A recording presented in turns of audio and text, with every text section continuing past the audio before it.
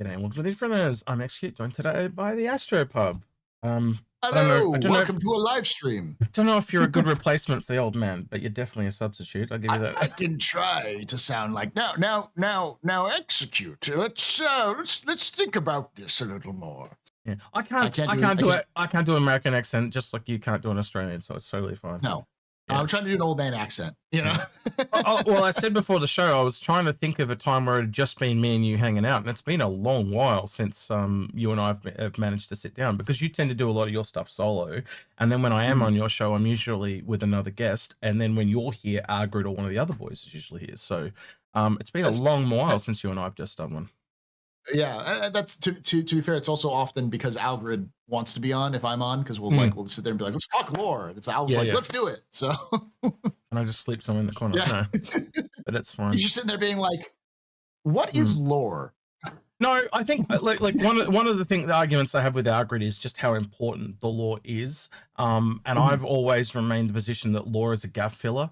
Because if you don't have a game, there is no game. But yes, story can definitely enhance it. I said, like if you have a movie, that's all story. But if it's a game, it's a game first with all this other stuff. And it was really evident to me after we talked to John and Ben, the stuff that they did with, say, the Ares as an example. It was like they don't give a crap about the story. They're just making cool shit, and then the writers are filling in the gaps. Yeah. So whether you like it or hate it, that is just how it is, though. Yeah, the thing is that like there's two types of lore. There's lore, and then there's lore. The lore that's important that never changes is the background. It's the thing that's everything is set against. That way, because you have to have a consistent universe. Like it wouldn't make sense that you would have suddenly a Gundam pops up in the Star Citizen universe. You wouldn't have an X-wing arrive in the Star Citizen universe. It has to be we already have all that. Consistent. We already have all the inconsistent. We have multiple liberators, multiple names of the same thing, and stuff like that. Well, that's a little different though. But I mean, like I'm talking about like the UEE, the UE Navy, like the big background stuff that everything is set to the backdrop of. And then there's the details, and the details is just details. It's just stuff to explain the gameplay is really what it's there for, which is why it's important to follow the lore, because you can also figure out a lot of what's going on in the game just by following the lore, because they write that stuff earlier. They definitely help with our speculation stuff. I 100% agree with you on that, if that's what you're trying to say. In fact, at Zilla says he wants an Argo Raft lore episode, please. I think that'll be when they come with lore. Yeah, well, again, if you look in the PTU, it seems to be like they're evolving it from the original Sky Crane design to now like it's an underslung cargo carrier. And for me, now it looks like it's losing the Sky Crane ability. Then my recommendation would instantly just move to the whole B. Like it's external, just like the whole B, but it carries less. Why would you bother? So they've essentially killed what that ship was, which is a real shame. Because we're going to see a lot of that, honestly. Because we're at the stage where CIG is like, we're reaching cutting room floor stage. So CIG is at the point where they're like, this has to be a game. We can no longer just have these pie in the sky ideas. We need to start actually building this game out. And some things are just going to get cut. It's like, do we want to keep this as this like loading and unloading crane or its own unique aspect? It's like, yeah, but it will take us, a six-man team's 18 months to get this done. And it's like, is this worth this amount of time to get this done? Or should we use that time effectively to get everything else up to gold standard? No, cool. We're just going to make the most simple changes we can make to make it work for the role we want it to make, its primary role, and we'll move on. It's going to cause a lot of problems. Like we're going to see a lot of ships that are going to straight up lose their role or just become pointless because I think they don't have time to. I think we've seen that a little bit too, haven't we? Already, we've kind of. Redeemer is a great example of that, where it's like it's sort of caught in this in between where it doesn't know what to do with it. And another example of that is the Prospector. Right? I think a lot of those ships suffered from the gameplay missing thing. So yeah. Those of you that watch us regularly, or also watch Paul because he's got the same bot. The bot is alive and kicking. So if you would like to get your questions in, we've got one in already. Especially since Paul's here, so feel free to ask some lore questions or some kind of combined question. Try and trip us up if you can. It's always fun when we get questions like that because usually they're pretty I don't want to say mundane, but it allows us to flex our star system muscles, so to speak. So yeah. Yeah. But we will go over some stuff. We usually go over stuff at the beginning while we wait for questions to roll in. So we're going to go over some of the leak stuff because I had theorized, and Algrid and yourself had theorized years ago, wouldn't it be a cool idea if they called Titan suits after gods? And I was looking last night actually, and I'm going to see if I can find it again. It may take me a hot minute to find. But there was reference to an Aegis Hermes. You would have tell people. I've heard this a couple different ways. Yeah, I've heard Aegis Hermes. I've also heard it as Anvil Hermes. It's definitely Aegis because the line of code mentions an Aegis thruster. I just have to find combat item. There it is. All right, so I've got to flick over to one that I don't normally use. Hopefully this doesn't break because I haven't got it set up for you, but here we go. So we're looking on. Ooh, yep, it's half. No, give me a second. I can make it work. We'll do it live. Yeah, see, makes a new one for itself. So here we are on the Pipeline Discord, and you can basically see there. I'll just highlight it for you. Is this item right here? And it says item description: Aegis thruster fixed Hermes Aegis Hermes fixed thruster. Oh yeah, right? I think it's thruster then. Yeah, but knowing who Hermes is, right? He's essentially the messenger of the gods, right? My brain even said we were on Pissball Pete stream maybe not even a month ago, and we were going through all they called them Titan suits, but they're actually Greek gods that they're named after. Typical CIG can't keep their lore consistent. And basically, Hermes, we were like, well, I would make him like a light scout. Now, if you were going to bring out an attack, we always talk about how you would release things, and you always they always tend to try to go from worst to best because it increases their profits. You would sell the light armored suit first, right? And so this is like I assume that he's going to be some kind of scout or sniper and jump and move really, really fast. Along the lines of, like, if you've ever seen Hermes, he's essentially got wings on his feet. He's a little bit like Namor from the MCU. So he basically flies and runs through the air type of thing. And so if you're going based, yes, this is a speculation based on lore, but this kind of proves Paul's point about what he was saying before. I think that's what he would be. Now, they, funnily enough, say new ship ? And I think that shows that they are wrong based on the Greek mythology. But I don't know. What would you lean more towards Titan suit is what I'm asking, or ship? It's hard to tell because engines, we now know that Titan suits have engines. So because before there was no guarantee that they would have engines. So it could be a Titan suit. It's important to note that like one of the things that they are doing is like the Titan suit. The one Titan suit we do have is named after Titan, Atlas, the Titan.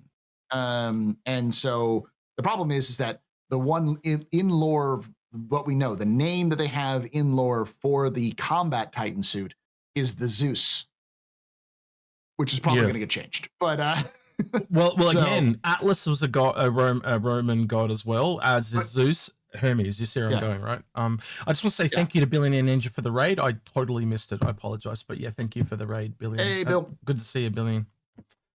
Right. So yeah, that was a tiny little thing that I think a lot of people have missed. Was this Hermes thing? Like, it's been overshadowed.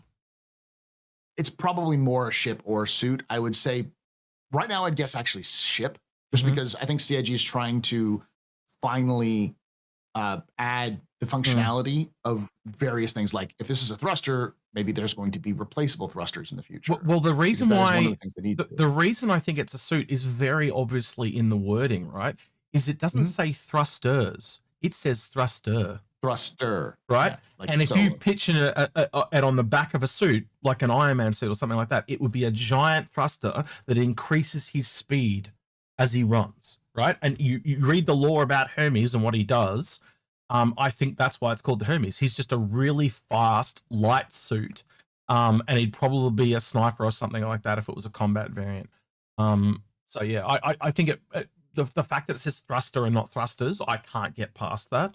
That's just me personally, because usually it does say thrusters. So yeah, being a special fixed thruster by Aegis, Yeah, I don't know. We'll wait and see. But I think that is because the other thing is it actually was. They mentioned that it was actually removed, which is how they noticed it was taken out. So the fact that it was taken out, so it says here, new ship strangely removed from this patch, but appeared in a previous. So I think that that's them going, oh shit, we stuffed up. We need to hide it so they don't find it.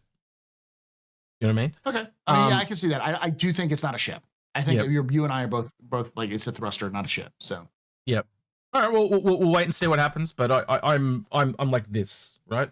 But the fact that it's a Greek god, and knowing that looks like where they're going for the Titan suits.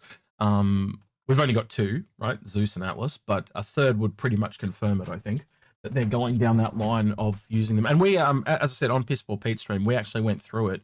And we went through all the names of the Titans. The Titans don't work very well, but as soon as we went over to Greek gods, knowing Zeus and Atlas, they all just started. There was like 2 that you'd have struggle with, right? But there were ones that would be perfect for repair. There'd be ones that would be perfect for like intel gathering and hacking and stuff like that. They all line up with things that you could do it. Healing, medical, all that type of stuff. It was really quite interesting to see. You can see why they've gone with the Greek gods over the Titans themselves. So. Right. We played these last week, but I don't think I'll play them this week. But we did also have on this other Discord, which is Haters Discord. He posted these up this week, which had already been there. But there's actually sound files for the Asgard and the Grey Cat MTC. And there's also another audio file up above for the Guardian MX. So I think they are more than likely the 3 ships that we're probably getting for Invictus. And there's also references to a different variant of the Grey Cat MTC, which I think it was an MXT or an MTX, something like that. And back when the Grey Cat Cav was around, there was a missile variant. MX is often associated with missiles. Yeah. So I would assume that one is like a tactical ops center, as they say in here, and the other is a missile variant. But I also, and I put this question off to you because it's a really good lore one, is they both mention like a tow ball or something equivalent to that. So what I envision this being, now you correct me if you think I'm wrong, is it's like an SRV but for the ground. So it essentially drags things with a tractor beam. And being military based and the little track vehicle, I think that it's designed to like unwedge tanks or bring tanks back for repair. I can see that for sure. I mean, we need a tow vehicle. We basically need a what are they called in the military? It's like a recovery vehicle or something. Yeah. So something that's it. Military recovery vehicle. Yeah, that's exactly what it is. Well, what I think it will be anyway. And also, I was with Grim earlier today about 7 hours ago. He's probably hanging around in chat somewhere, I'm sure, listening to us waffle. But I need to find it real quick. There is where did I put it? Put it in here, and then I called it CCU. Nope, that one. Blue silhouette. There we go. And I need to find it. This one here. Open with Firefox, and then I need to go back to Firefox. So this here is what I believe is the Grey Cat MTC. Oh, MTC. Man, they really need to come up. They need to have better names. Just call it the Ladybug or something like that. Because if it has a shitty name in real life, people rename it themselves. Yep. Like they'll end up calling it the Armadillo or something like that, like something silly. So don't call them acronyms. We're already having the same problem with what's it? The I always feel the FSM, FSM, whatever. The Argo one. So it's like literally 4 letters for Argo. 3 letters and then 2 letters. Like what? No offense, but like nobody's gonna call it that. It's word salad at that point. So just give them unique little names, even if they're after insects, like I know you use the mantis, but you can call it the roly bug or something like that. But yeah, I think that's what this is going to be. So this is probably our vehicle for Invictus. But I think it's kind of all out there now. We probably will do another show on this when Algrid gets back. But I also want to leave it a little bit later because the later we leave it, then we tend to find out more stuff as well. But I was also looking at meeting up with Grim and Fistbone and doing like a speculation episode for all of Invictus. We'll just get all 3 of the big speculator channels together and do that now. And Fistbone is fairly new, both being Grim really respect him because he's really good at what he does. Like you speculated with us before, right? You've got to have your ability to have your mind changed or changed, and like he just instantly owns when he's wrong, as we all do. You just have to do that to be able to do this properly. I very quickly realized he was a good person to speculate with. So yeah, we're going to get him in as well as Grim, and we'll go through it all. Anything else you want to add to that? Now I've overloaded you with word salad. There's one problem about this that I think a lot of people have been pointing out too, that even myself, and I think I was wrong on this one. That's not tracks right here. Those aren't tracks. Those are just wheels. Yeah, well, you can even, because this is a 4K image, I don't know if you can see it, but that looks like a tire cap. You see a little wheel, there's like a wheel cap like right there. Yeah. There's also another one right there. Yeah. So like they're both wheel caps, and it's like you don't have wheel caps like that with. All right, I wasn't going to bring this up, but because you brought it up, I do want to go through this. We're doing the wonky funky one. We're doing this. This is something me and our grid noticed that we want you to look at, and I'll do it with chat as well, right? But when we were zooming around because we got these new 4K screenshots, right? Now, that is not a Drake engine. No. But it is a MISC one. Yeah. And I don't have one in front of me, but if you look at the Freelancer, it's got these essentially like little curves in it, like that, at the end of it. So it's almost got like these little tail things that kind of go all the way around, and it's very similar to this. But the Drake ones are not like that. They're more recessed almost. They're not yeah. So again, I would do your own analysis if you like. I don't want to tell everyone what it is and what it isn't definitively, but go have a look.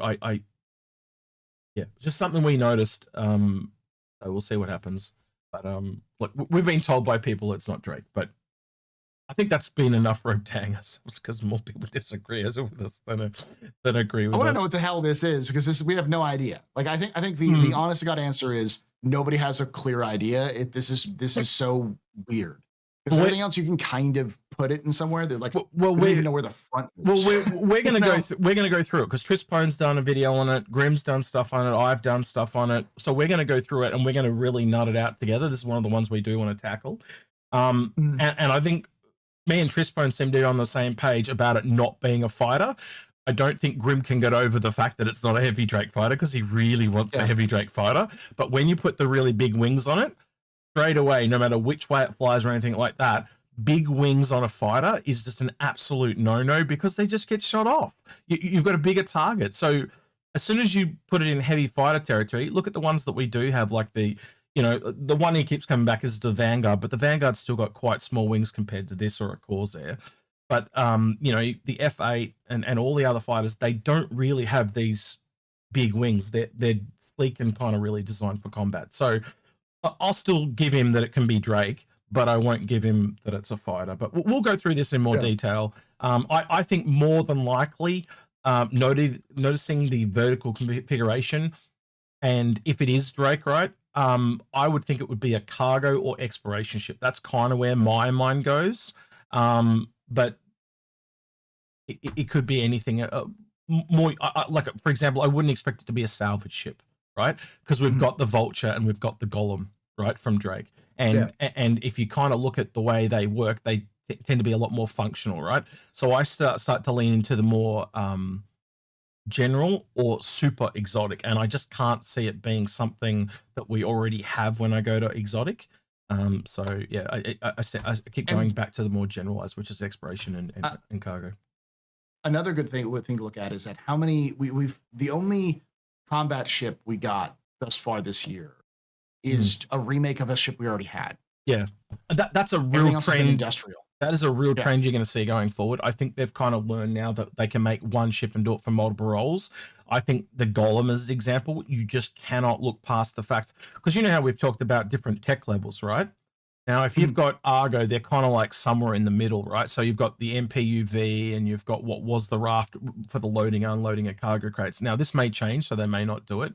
But like the fact that the Golem perfectly can hold a 32 CU cargo container you just make a low-tech version of that for low-tech areas. So all of a sudden, it's not Argo doing the loading at the ports, it's Drake doing loading at the ports, and versa that you could go the other way to high-tech, and it's all of a sudden, it's a drone that moves 32 SCU cargo containers for you.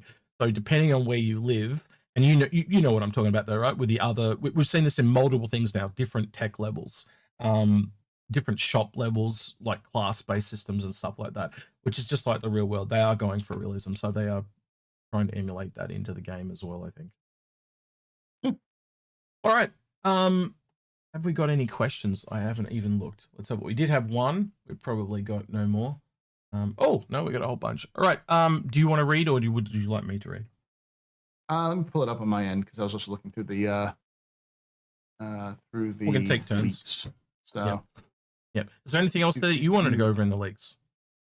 Not really. I mean, the one thing I always like to preface when you look at leaks is it's important to remember that that CIG does actively screw with files. They do. So anything you see could be an active screw attempt. CIG could be doing an active misinformation campaign. Maybe dose of salt, right? It's cool to look and it's cool to speculate, but go in knowing that 90% of what you hear out of my mouth or anyone's mouth for that matter, they're probably going to be wrong. But I enjoy doing it. I like the fun of it. Yeah. It's fun to do, but don't take it as gospel, because that's the one way you're going to get yourself angry. Yep. You're going to get yourself angry. You're going to get yourself worked up, and you're going to get yourself in a position where you're like, well, I was promised this. It's like you were promised nothing. You were given a leak that you weren't supposed to see. That's so true. One of the great examples of this is that I remember talking with people on the Leaks Discord in voice, and them telling me that there was going to be a gate. There was a jump gate from Hurston to Microtech, and I'm like, that's not how jump gates work in lore or in any of the design documents. And they're like, nope, it was. They said it was set up in game just like you would see it in game. It was created. It was like they said that had all the assets gone, so it was good to go. And I'm like, it was probably an internal test, right? Probably an internal test. So that's what I figured. It was an internal test, but it was in the build, and so they were convinced that there was going to be a jump gate. And I heard that as well. And Microtech. I had the exact same information. It's never showed up. Yeah, and it never did. And so that can be sometimes a thing as well, is where things can be put into the game and it can be like, well, looks like a cool, even ships, and then it disappears and you never see it again, or it comes back in a different form. So just keep that in mind. So one thing, I do have one more ship that I just realized I want to talk about, but it's because we have a mutual friend that I would like you to pass this on to, right? Because I think it's a bit funny. So the one I want to talk about real quick is this one, which we believe is called the Guardian MX, right? And the thing that we noticed afterwards is, if you can you see my mouse pointer? I don't know. You can't. I can. I don't think they can. All right, they can. It's a magnifying glass. Is these two pips here, right? They are not on any other variant of the Guardian currently. And there are also other changes that we've noticed, but I just want to focus on these. And we noticed it was a whole bunch of new torpedoes added to the files, and this being an MX, and they talk about heavy audience. And when I talk to most military people, is essentially a torpedo is just a bigger missile, right? So what we're actually expecting is we, on one of Grimm's streams, we actually took a size 10 and put it in game next to this, and it will fit quite easily with it. We thought it was going to be as long as the ship. It's only about half as long as the ship. So what we're expecting is essentially, if you look at that pylon or nacelle, is because that's essentially duplicated 4 times, that this would carry 8 size 10 missiles, but have like no guns, which is in line with the Fury MX being from the same manufacturer. That's how they do it. Yeah, that's how they do it. So, and the thing that came out when we were doing that was where he put the torpedo to start with, was he put it between the 2 nacelles, and I went, oh, but it carries more torpedoes. Oh, it's a double dog. It's a double dog Galaxy MX. And then I instantly thought of Buster, and I just went to tell Buster about it. So this is the Buster Mobile. Yeah, the double dog Buster. This is the ship for Buster. So I'd love to see Buster. Well, we even put it up to CIG. We said we'd love to see a double dog delivery MX variant of this. Yeah, real funny. And then like put some references to Buster in it somewhere, because she's big up on the double dogs. So I just thought it was quite funny. Anyway, right, back to the questions. Now that we've kind of done that, right. Right. Sol Galactica says, did the outside of the Idris change? It looks so much better than it did. Yes, it did. Grim has been A little. actively. No, Grim's obsessed with this. Here's the thing. Here's the thing. It's still not the Squadron 42 exterior. Yes, that's correct. That's the thing. Yeah, that's correct. The version that is in Squadron 42, the exterior of it is very different from the one that's in Star Citizen. And we know that the interiors are the same. So the interiors are the same. It's just the outside modeling is different. Yeah. So the question is, will we see them, or is this just sort of them slowly building that in? I don't know. Well, they have said that these are older variants that they sell to players. So what it could be is we're getting hand-me-downs, and so the flight allows them the flight 4s, and things like that. It also could be that we have a newer variant if they do that. Like again, it's meant to be a 10 years difference from the start of the PU, but I do think a lot of that stuff will trickle down. There is a video going around of someone flying around in the Idris, and the thing that really freaked me out was just how long the landing gear is. Like this thing comes down to land on the pad when you guys eventually see it, and most of it's because of the railgun underneath. The railgun comes down so much that they've got to have these. So essentially, you've got the body of the Idris, and then you've got the bridge thing that sits on top. The landing gear is almost as long as the body. It's crazy. So you've got these 4 dangly legs, and it just kind of compresses down, and it sits above the railgun, which is pretty much as big as the bridge, but going below the body. Yeah, it's pretty nuts to watch. But I do think there's a lot of credence to this, like coming in game for at least the event.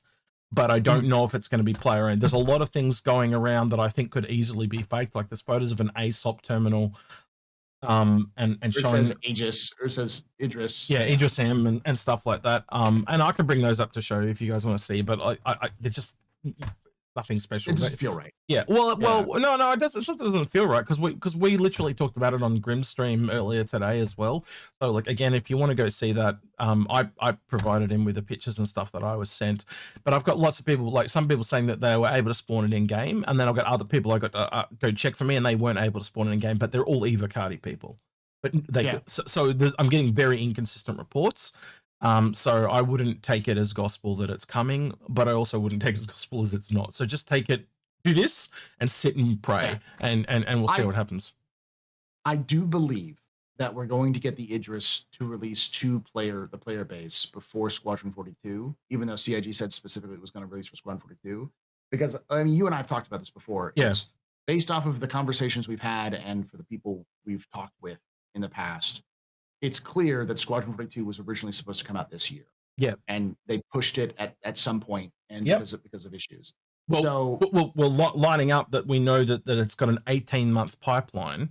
This thing would have been in pipeline when they decided to push Squadron 42. So if you think about the 18 months, it would have been right about here it ended. So they it makes sense that they'd want to put it out. So yeah, I think that was the original plan. Yeah. But I do think they're going to be delaying it a little bit because I don't see them releasing this without engineering, because we already see the problem with Polaris. Yeah. The Polaris is already super overpowered with that engineering. There is a lot of updates that show engineering has been applied to this. There's lots of MFD upgrades and stuff like that. So I do think you are correct in that. And I do think that this would come alongside engineering. But I also think the other thing that makes this kind of credible is having the Polaris and seeing so many Polaris on Polaris combat fights. I think CIG do see a need for there to be another big capital ship in the game just for variety. I know that sounds weird to say it like that, but if you think about it, like as soon as an Idris drops, like 2 Polarises on 1 Idris fights, I can just so see that being a thing.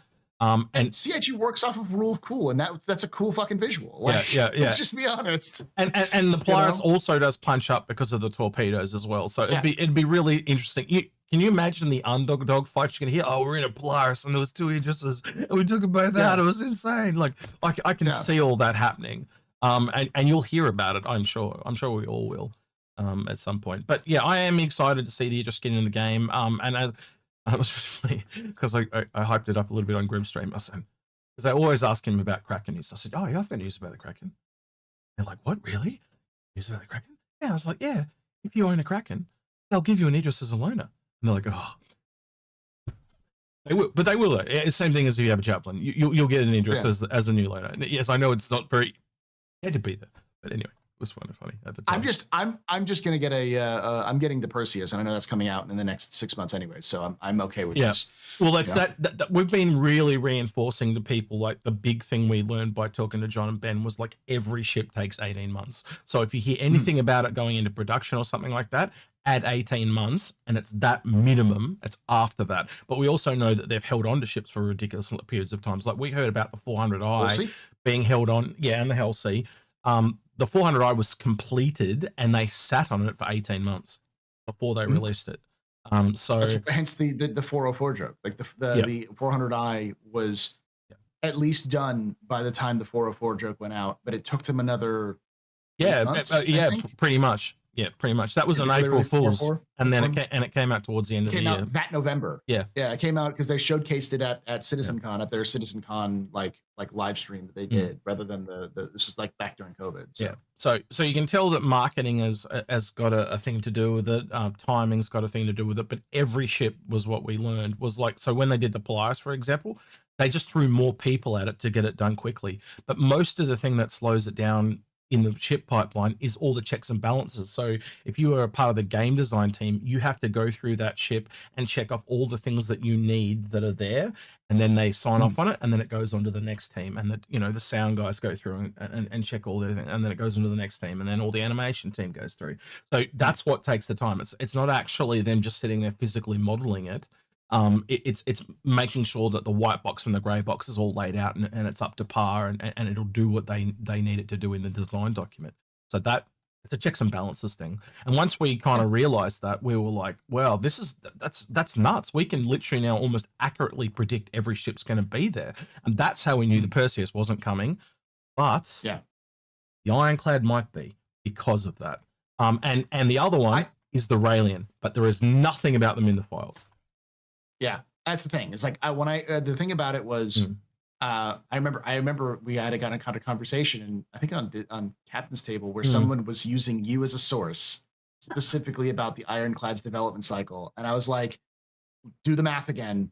The 18 months would have been almost exactly in May or in June. It would be finished in June if you think about the amount of time it happens, because they were like, oh, but John said that it started like at this time. I'm like, John Crew, who straight up didn't remember that they claimed that the Galaxy was going to be a base building ship, and then had to panic because afterwards, like, John is great. I'm not shitting on John. Yeah, he's got a lot to remember, though. He's got a lot to remember, and so him getting a date wrong is not unusual. We noticed that with them too. There were things that we thought that they would know. So Algrid had questions like about what happened with Crusader and all that, and that's when we kind of found out like gameplay trumps all, right? Yeah. And then there was like we even asked them about the Ironclad being a Corvette because we went by your own metrics, it's not a Corvette. And he looked like I'd slapped him in the face. Like he was like, really? And I was like, yeah. And then I had to explain the whole thing about the Polaris. And I said, a Polaris is a Corvette, and that's a whole size class above the Ironclad. So it's like an S4 versus an S5. And it said they just don't line up. That essentially you've made a Caterpillar that's wider, that lands on the same pad as the Caterpillar. So therefore it's an S4, not an S5. You're doing it based on metric maybe in your head, but it's really if it fits on the pad, like, because everything else in their system is done within pads. So for it to be a Corvette, to stand in line with the Odyssey and the Polaris, it's got to go up to the extra large pad size, which currently the Caterpillar doesn't do that. But we'll have to wait and see. Well, I don't think it'll change, put it that way. They've already worked on it, but I've said to you, I think at some point they're going to do a massive law overhaul. I don't know what you call that. What do you call it? There's a word for it that they use when they retcon. That's it. So they'll do a massive retcon and change a lot of things just before release. I think that's probably what's going to happen.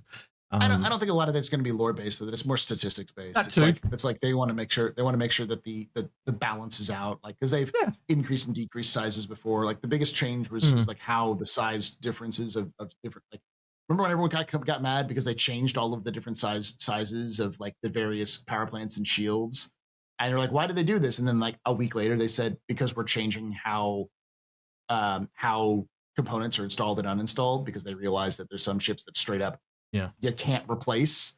You can't like physically replace them. So they just said, well, if we can't physically replace them, we have to give them size 3s. Yeah. So all of the ships that have really badly placed component locations are now completely swappable only at ports, and they all have to have size 3s. It's just why some ships suddenly got like nerfed or buffed, because CIG was just going that I think we talked about this already, where like CIG is that we need to get a 1.0 out.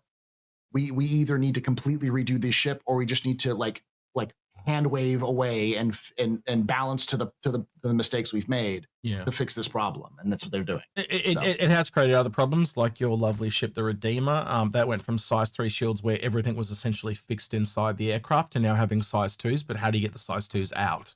Yeah. So it's a ship that has size 2s, but it doesn't have the advantages of size 2s because there's no ways to get them out, because you've essentially got to take them down the ladder and out the back, and that's impossible. It's just too small and too confined. So there's other issues that they will have to cross as they come across them.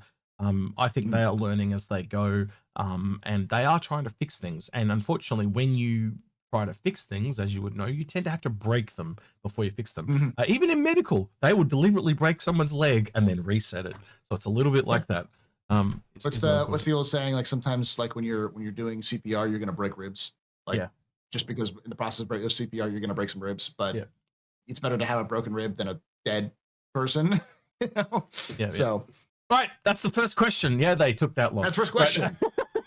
We really milked it. Yeah, that's right. All right, so Chris asks, go ahead.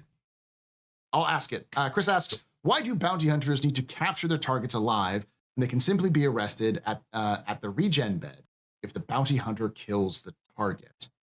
Well, a good bounty hunter would be there ready to get the person waking up, wouldn't he? He'd be organized. Yeah. Because that's the other thing, is that so here's the thing. Think of this logically. If you capture someone and force an imprint on a regen bed on your ship, and it's an automatic process, if you kill them, they'll regen on your bed. But unless you're there, they can then run around in your ship and kill you. So you have the same problem. It's better to capture, restrain, and isolate them so that you can transport them to a place where if you could put their imprint on a device that is near a prison, they regen and they're still in prison rather than in your ship.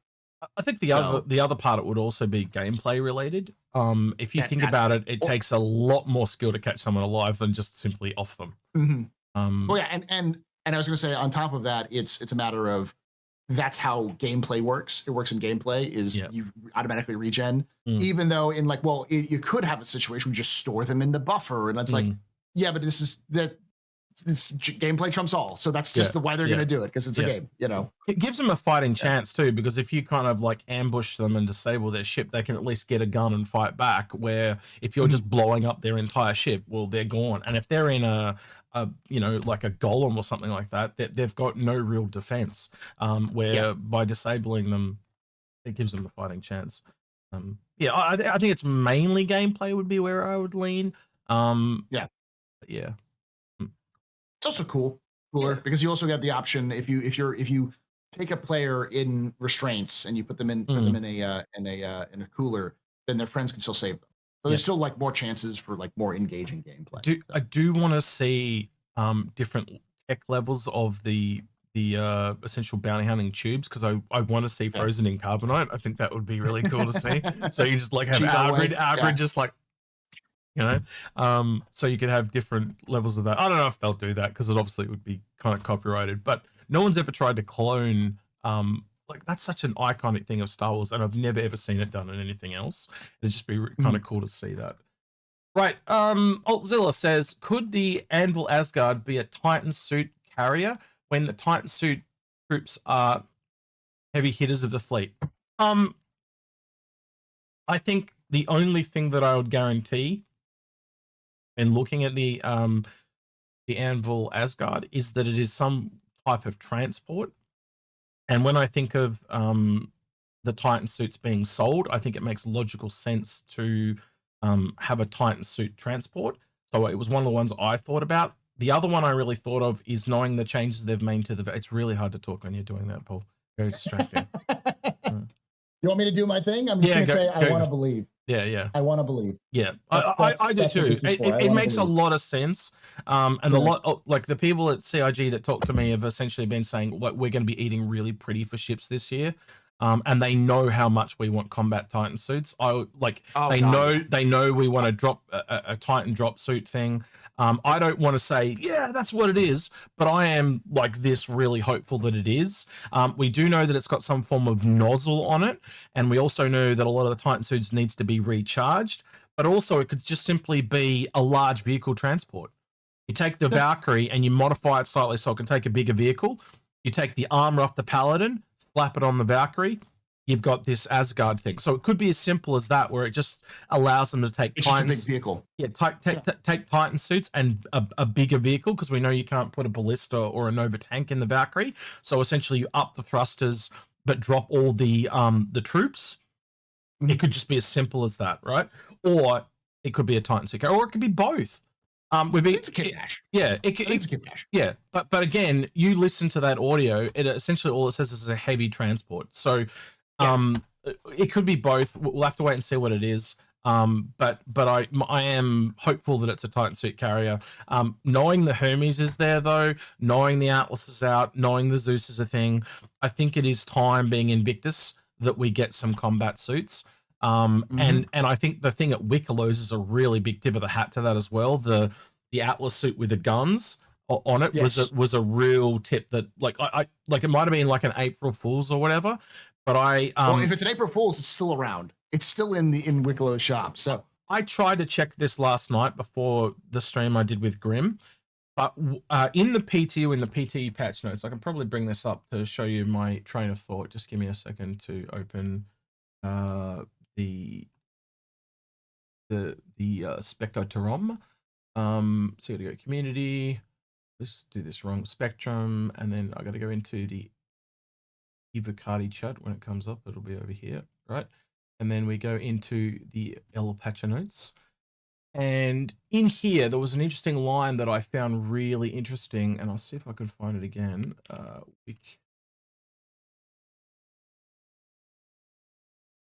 Further Wicklow Emporium location, set dressing and polish. Right? I thought, oh, that sounds interesting. I'm going to go have a look. I got out there and they had a door across it locked again. Oh. So I think that they've put something in there fairly significant. So if you're good at getting through the walls and shit, and I did actually reach out to Pissball Pete and PC 101 because they do a lot of wall jumping shit. You take a box and slam yourself inside of it. That's how it works. It's not always that simple, but that there are other tricks that they have. And as I said, see if you can get me some pics or find out what's in there, because that was just a really interesting line. And hopefully we find out what's in there when they get back to me. So if I know, I'll let you guys know. But I think that maybe that's where you'll see the first Titan suit. They release it into the game as a reward for doing stuff with Wicklow. Now that's one way to get some testing done. I can tell you that right now.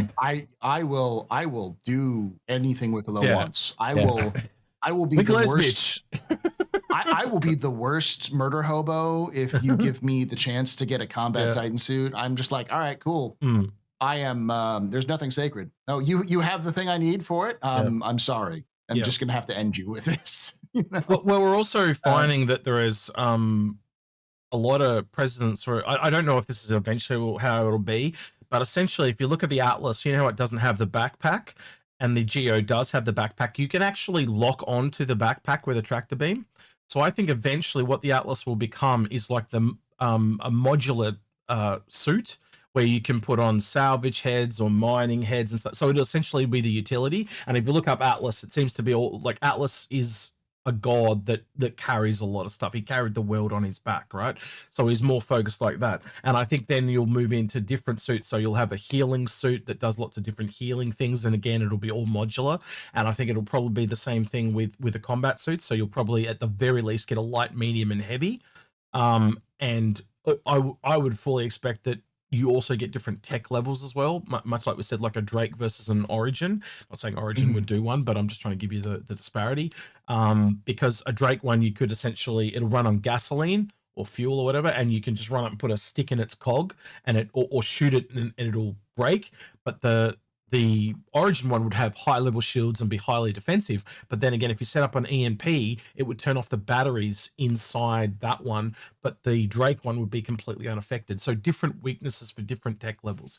Gives you that rock, paper, scissors effect where you can take out one Titan suit, you know, the right Titan suit for the right job type of thing. And that is something that a lot of gameplay designers is that rock, paper, scissors, or rules of three, or rules of thirds as they call it as well.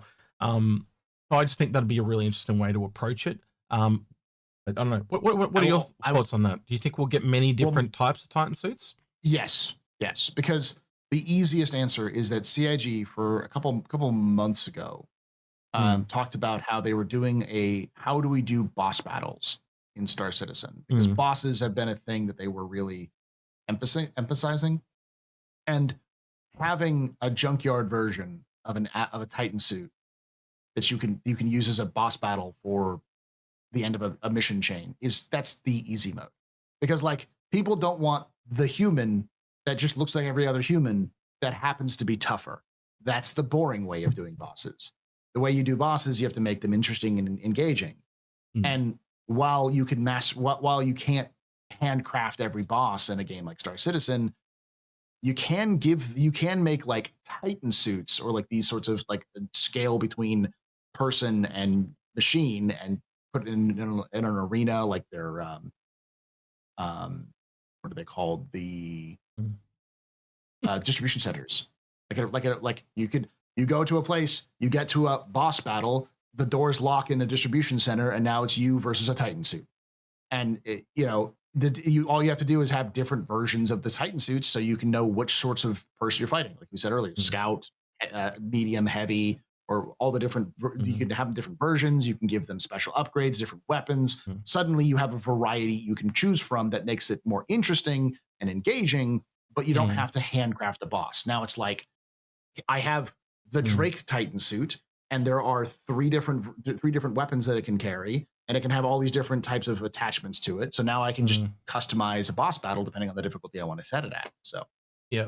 Sorry, I was just reading what Kishkin said. It said a Tavaran Titan suit. So I'm just sitting here visualizing like a giant chicken mascot from like one of those cheap $2 stores. Yeah. the chicken from Family Guy. You know, that's you're gonna fight.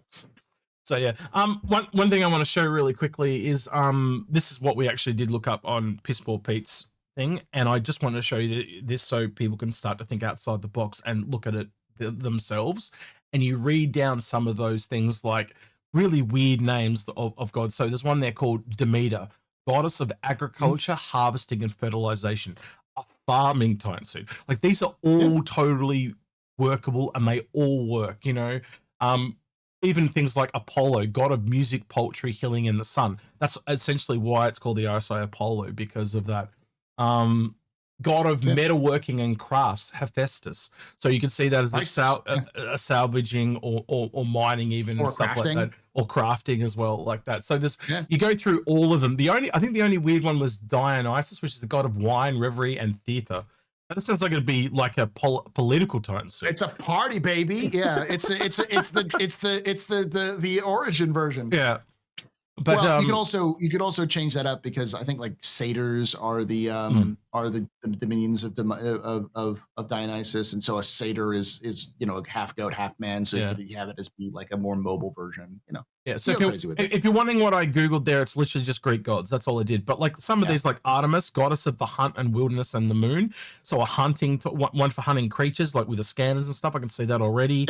And tranquilizers and stuff like that to disable them rather than kill them if you wanted to capture them. Ares is like, man, if we do not see an Ares Titan suit, I'll be really surprised. A melee type suit. Yeah, absolutely. Poseidon's probably another weird one, but again, an underwater Titan suit's not out of the room. Like an exploration Titan suit makes a lot of sense to me. There was another one that led themselves to maybe Poseidon's just the explorer one. Hera, queeness of the gods and goddess of marriage and women. I don't know how you do that one specifically. Well, Zeus, we know that one of them is called the Zeus. Like the main one that Virgil makes is called the Zeus. Well, so if you could have Hera as a support. Yeah, so a support like a repair. Yeah, or exactly. Repair, like you know. Well, you know, the goddess of marriage and women, that also thumbs motherhood as well. I think there was another word I've seen her done there as well. So looking after people, but you could also get multiple medical, but multiple combat. Because the other one is you look at there was what was it the name? Apollo is often symbolized with the bow, because Apollo is a bow, and I think it's Apollo's sister is Athena. Athena was on. No, not Athena. No, but for combat, there are multiple combat Athena ones. Is also a war, and also, funny enough, Aphrodite is also a goddess of war. Yeah, so there's multiple combat suits, is what I'm trying to allude to. Yeah, potentially there. But Apollo is often portrayed with his chariot and speed, but also has a bow, and his sister is Artemis, who's the goddess of the moon, because that's why they chase each other across the and so they can both be longer ranged versions. So you could have them be day and night, sort of like the differences between like different versions, kind of like how we have the two versions of the Ares right now for like the Starfighter. I just thought of what Dionysus could be. Do you remember when they had the Iron Man movie and he got really drunk and he was like stuffing around with a suit being stupid? That's what I thought of. But then what I thought of it is, what if it was a VIP protection suit? So they put it on, so it's kind of like a bulletproof vest for VIPs, essentially. Like a transport. Yeah, like a combat transport, but like for VIP. Well, it just means it protects them from taking bullets. Yeah. So it's more defensive, no real guns. It's more about survival. But allows them to go to parties and stuff, and they can just hang out with normal people, but know that they're going to be protected and stuff like that. So yeah, I don't know, just an idea. But I thought that might get some juices flying for people, which is why I wanted to show that real quick. All right. Yeah. Okay, back to the questions. You want to read the next one, bud? Well, the next one I actually already marked as answered, because it's literally the same question that Arzilla asked, which was, could the Anvil Asgard be a Titan suit delivery vehicle? Yes. So we already talked about that one. Right, next one. Next one. Cody Fox asks, I've been wondering what people think is a reasonable release cadence for the remaining capital ships. I think there's about 12 of them, including variants. So if we include variants, we have at the low end, because we already have the Polaris. It's the next one would be the frigate class, which is the Kraken, which is about the same size as the Idris, and then the Idris M and the Idris P. The Idris K is just an upgrade kit for the P, so it's just like a modification to the P. So when we get the P, we get the M, we're going to get the P at the same time, because there's not that much difference. The MK. The Kraken, we get the MK. P and K. So, and then when we get the Kraken, we're going to get the Kraken Privateer and the Kraken at the same time. There's just not really that much. Just difference. On a point there, I do think you can kind of see there's a logical upgrade path of the PKM. I wouldn't be surprised if we don't get something like that for the Kraken as well, at least one more level, because having an entire org and then being able to work on that ship and upgrade it and turn it into things, I think that motivates people to do stuff. So I wouldn't be surprised if a lot of the capital ships end up having a similar thing on the Javelin, for example, is it has all the modular rooms. So it does have that progression as well. By fitting it out and making it your own ship, it makes it yours. And I think doing that on an org level makes a lot of sense, because it gives them a lot of motivation to work together to get those outcomes. So I wouldn't be surprised if you saw a variant like that again for the Kraken, is what I'm trying to get at. Yeah. But yeah, continue. But I mean, beyond that, we have the Javelin, and I can't think of any other sold capital ships beyond that. Because the other ones really? Okay. Well, I mean, there's the Endeavor. There's the Endeavor. Privateers. Sorry, the Pioneer is technically a capital. That's true, and we know that's coming out soon. But Orion is a capital. I guess that is technically a capital. The Reclaimer is out and is technically a capital. The 890 Jump is a capital and is technically out. The Hull E is a capital. There is a lot of them. That's why he mentioned them. There is a lot of them. Well, the thing is he says 12 that are to be released, and the problem is that you just mentioned the 890, which is released. Like a lot of them are released. But the problem is most people hear capital, right? And they for some reason hear combat. right? And that's the problem. Is it's a mental problem, and I don't mean you're all mental cases. What I'm trying to say is, probably shouldn't have said you're all mental cases. But you get my point, right? Is it's a mental perception that combat is what capital ships are, but no, like the Orion is one of them, the Pioneer is one of them. I'm pretty sure the Liberator is not. Agreed, because a lot of people think it is. So the Endeavor would probably be one of them. The Odyssey is technically a Corvette, which is a Polaric class, so that's technically one as well. So you can see pretty quickly as you go through why there's so many of them, and there are a lot of people worried about them. But the other thing is, you got to realize the team is still growing, right? They essentially went from 24 people to around 52 in a year, right? So if they say they added another 24 and another 24, I'm not saying how, I don't know what, I'm pretty sure they've got more than 52 now though, right? We're almost another 6 months along, right? And I'm sure if we put some feelers out, we could probably get a message back and say, hey, has the ship team continued to grow? And they'll give us a yes or no answer, possibly.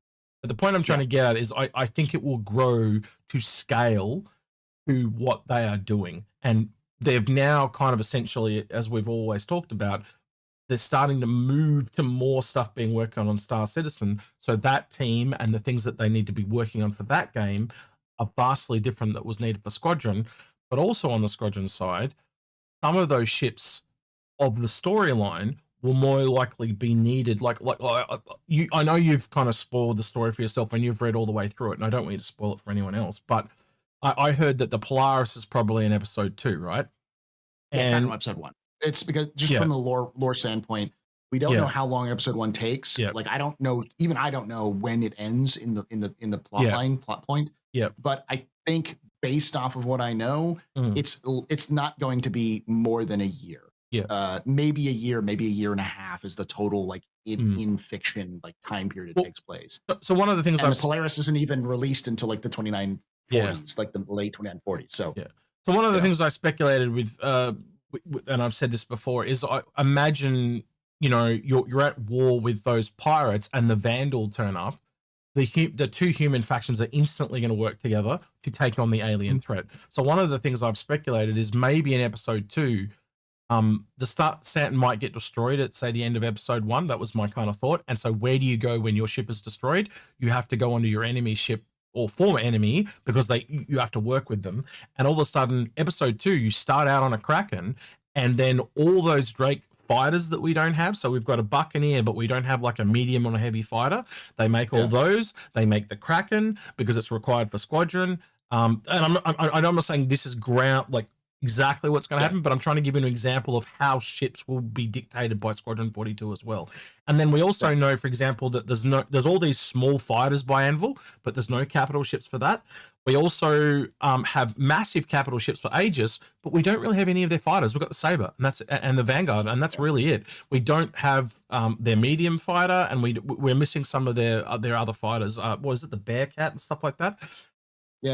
So going back and filling in those gaps, you can kind of see that Squadron can dictate some of the ship production. So I just want people to keep that in mind as well, moving forward. And of course, there are also going to be Squadron ships, which may end up in the PU. Absolutely. Like the cruiser variant, which I've called the cruiser variant of what?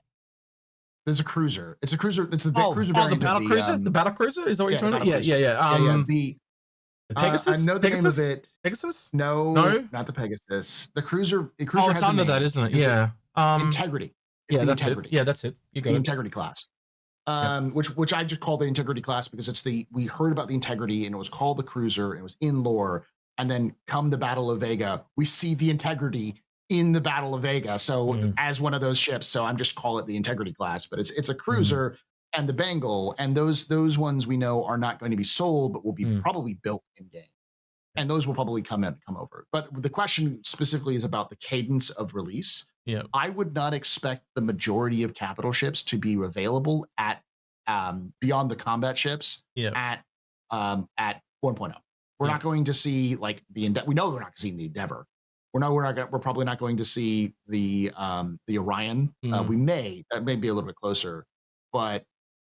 The Kraken, maybe it should be, but it'd be hard to get because like really maybe even like the Odyssey, the Kraken, and the Orion are the ones that they're really focusing on or building towards. Well, the other thing we learned was when we were talking to Ben and John was a lot of the ships that they do is not their choice. It comes down from design and say, we need a ship that can do this. So it's dictated by squadron, the game design team and stuff like that. So they just do as they're told, essentially. They have bosses too, essentially. So it's real thing.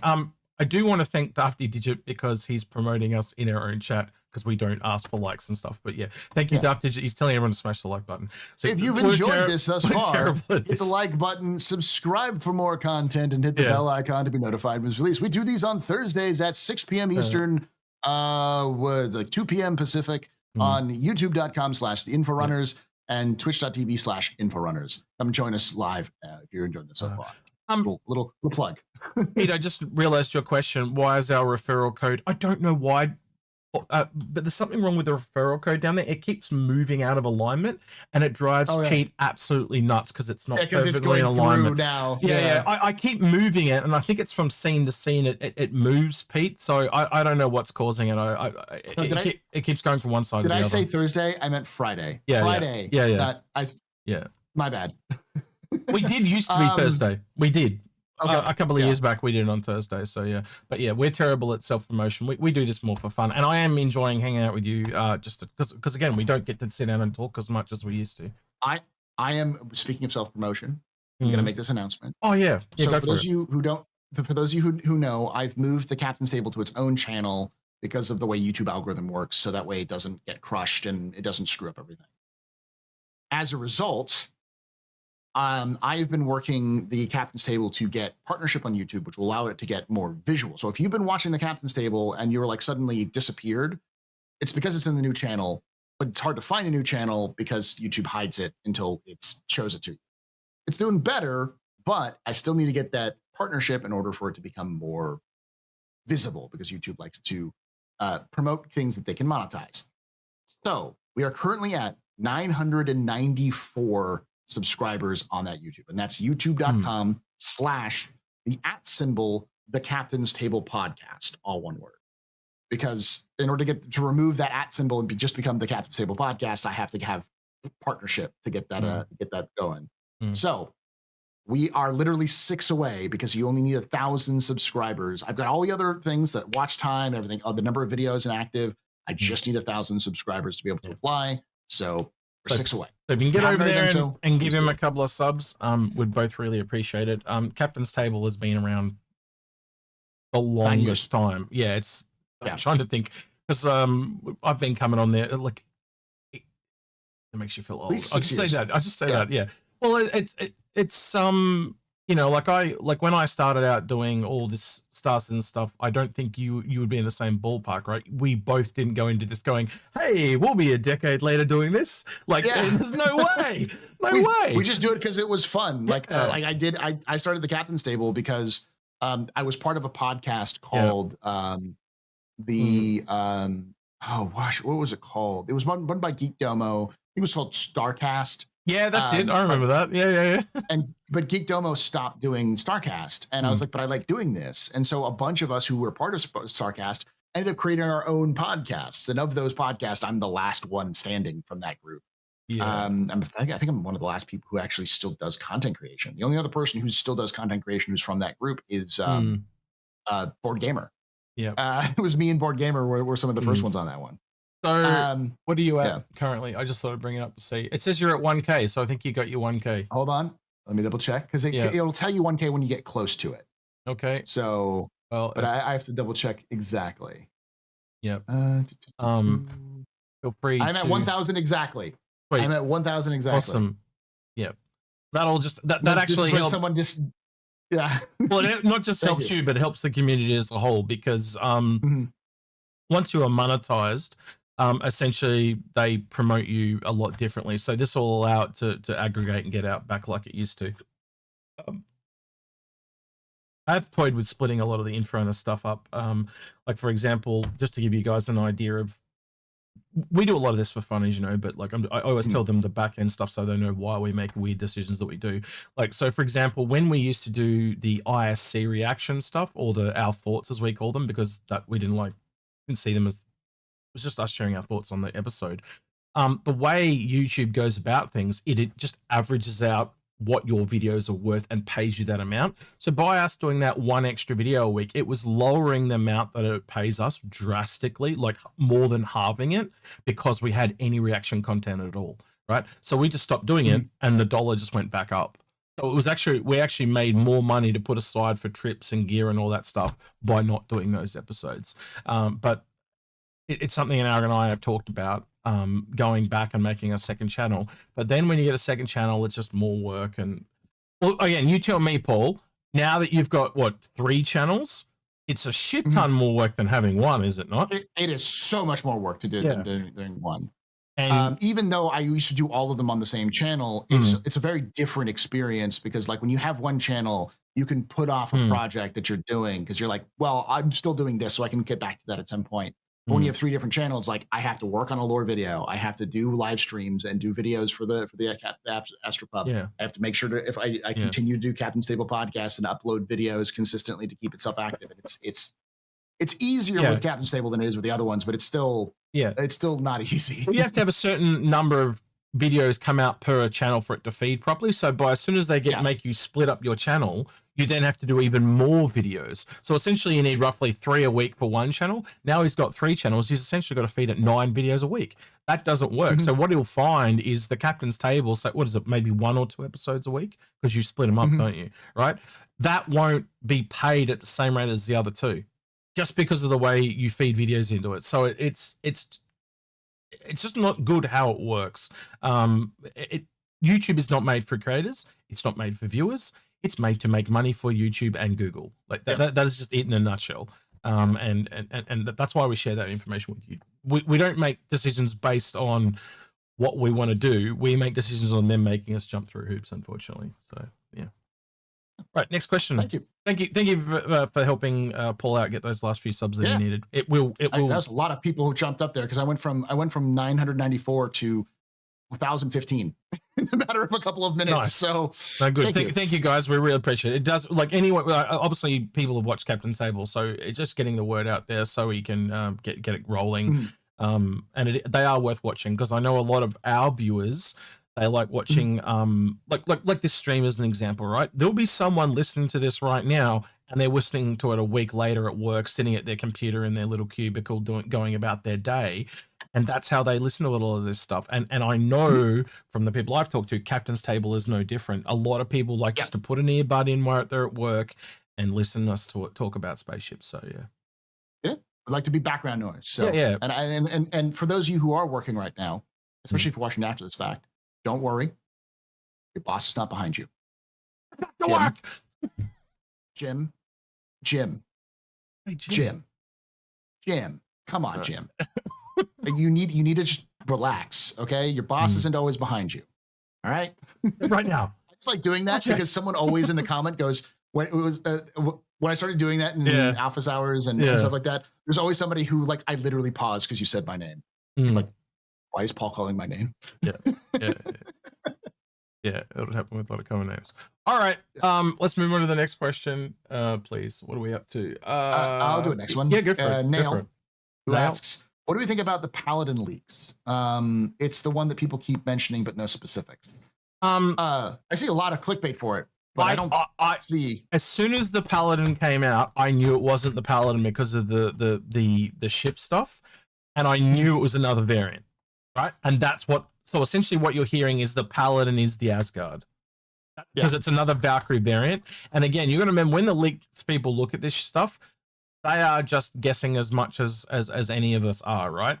And they saw the Vanguard and they went the Valkyrie, and they just went, oh, the Paladin is a Valkyrie variant, so they just associate it with the Paladin. They didn't even think that there could possibly be a new one, but as time's gone on and the recordings have come out and things like that, talking about being a heavy transporter, well, the Paladin's not a heavy transporter, so it's going to be a whole new variant. Yeah, we've talked about the Asgard has been floating around. That name's been floating around for a couple of months now, so it's definitely end of the last year, I think, was the first time I heard about it. But yeah. So it's been a long time. That's what I mean. Like, it's been like 6 months almost. So there's definitely been around. So yeah. Shimpasta asks, and you can answer this one. Where's old man Al Hurston? I'll tell you the joke later, and you can ask our grid this later, like on another stream, Shem. Come back and ask and say, so tell us about the Winnebago. And I made the joke. He gets the joke because he knows what's going on. But you ask him about the Winnebago, and yeah, it's a double entendre. Don't worry. Yeah, but yeah. The short answer is Al is taking a personal day. That's all. Yeah. Yeah. Yeah. Go ahead. What's the next one? Stucka Ogord, I think that's how you say that one. Stucka Ogord. That's definitely Swedish or what do you call it? It could be Stackar Zero Gord. Yeah, it's up near Denmark way is what I'm doing. It's almost Vikingish in the way. Norwegian or Greenland or something like that. Why does the new sneak peek suit mention RPG rockets? Guesses. Why does the new sneak peek suit? Wait, there's a sneak peek out. They always drop around this stream time, and I often don't get the email straight away, and so I'll get the email after the stream.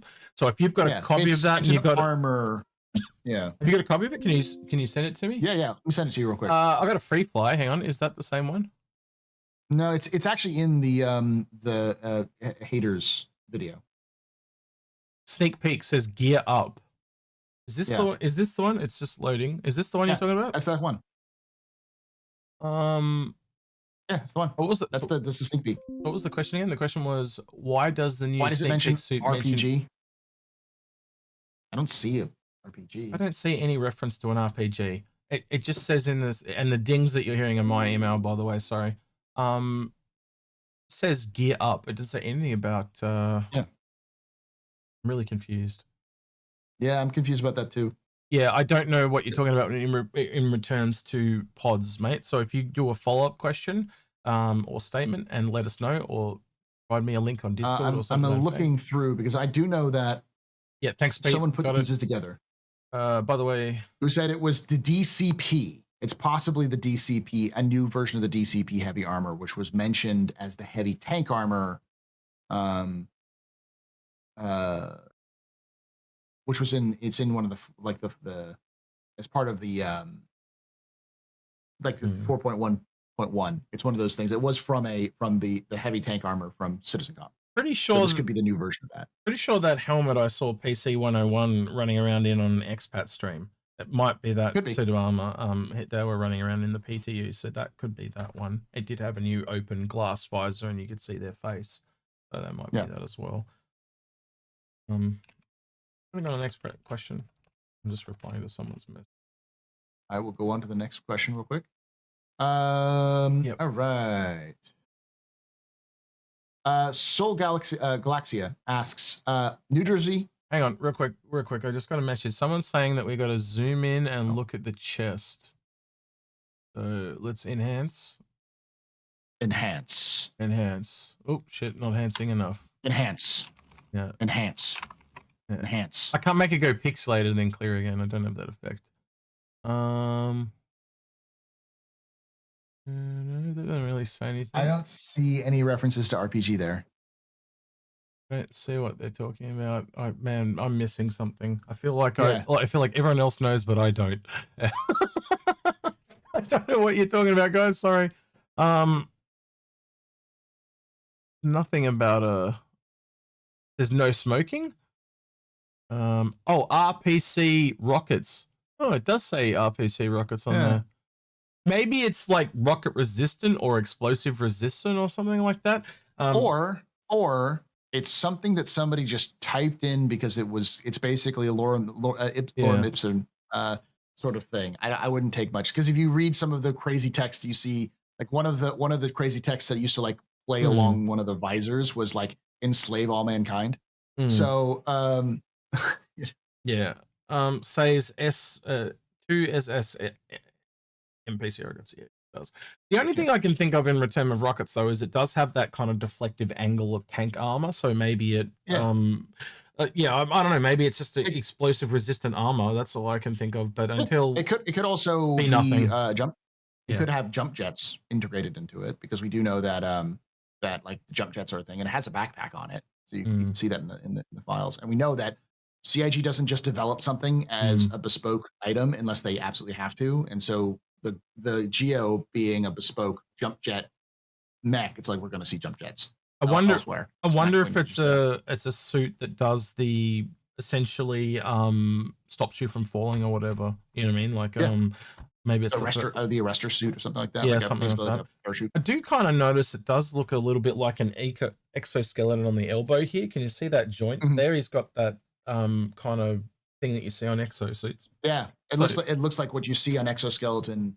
And CIG uses a lot of reference, like real life references. So I could see that being inspired by real reference, like real reference exoskeleton devices that exist. Maybe even this is the Hermes. Maybe this is a light exosuit. I don't know. We'll have to wait and see. Again, as me and Agrid always say, enough rope to hang yourself. Yes. And these sneak peeks are the worst for it. They always give you something really close and you just can't make out. And it's either obvious what it is, or it's or it's something that's like, I don't know. Yeah. All right. Social Confused asks, with this change to the Raft physicality, is this an indication that CIG is moving away from physical integration? So no chance of a claw or beams at all. Real quick, thank you for the raid, Citizen Spooner. I missed that. I always miss stuff when we're on other screens. I apologize. I'll have to reread the question while you answer. If you, I will reread the question. All right, then. With the change to the Raft's physicality, is this an indication that CIG is moving away from physical integrations? So no chance of a claw or and beams for all. Yes, I have been of the opinion that Beam Citizen is what we're getting for 1.0. Will it be forever? No. I'm sure CIG will come back to the physicality after 1.0, but it's all hands on deck. They have a plan to get to 1.0, and anything that doesn't fit into that plan is going to get either backseated or thrown away. Yeah. And I think beams have been the thing that worked for the longest time, and most of the complaints about beams have basically gone away. Beams are the way forward for Star Citizen. I've been saying that for years. So maybe they're changing plans or simplifying stuff, because the Raft was originally a sky crane. You can kind of see how you go up to that back operator terminal at the top, and you can look down like it was a sky crane. But now by making the whole underslung thing one solid cargo piece, it can't be that crane thing anymore, unless they change it again later or they found another way to get it to work. It's important to remember that if they were to turn that into a crane where you could like lower it and raise it and all that kind of stuff, that would be an animation set that would be just for that ship. Yep. It would probably not be able to be reused much, and they'd have to bespokely build that whole thing. It is straight animations though, so that can actually be program animated, believe it or not. Yeah. But the question is also not just programming it, but also maintaining it, and how do you get like the distance from the ground to where it is, and there's a lot of other factors in that. And if you could easily do that, but the question is, is it better to do that, or to take that same expertise and do something else, which is more important for one player? And I think that's what CIG is doing right now, is triaging. Triaging what's important. Yeah, I kind of sit there and think about what they're doing. Like we know they've kind of changed the cargo a little bit and how it works, like the cargo walls for the whole series of ships. So maybe initially it was a lot more physicalized and you were loading them onto a dock. Now you're loading them onto those walls, and maybe they found that that sped it up more than having a ship specifically to unload it. Well, again, we don't know the inner workings of CIG exactly and how that all works, but it looks like the Raft has changed. I wouldn't know if it's for the better or the worse, but I will say you can tell it was meant to extend. It has a lot more polygons on it than it needs to have. Like, it's all interlaced. Sorry, you want to say? Apparently, it also has a tractor beam now. I believe that. Tractor beam. Yep. So well, I always thought that was going to be the case, because how do you get the boxes to go down and up the whole sea? I always thought that was going to be a manual, like. No, I just thought it was just going to be I just thought it was going to be 3 tractor beams that just essentially suck it. You fly over and you pick 3 up at once.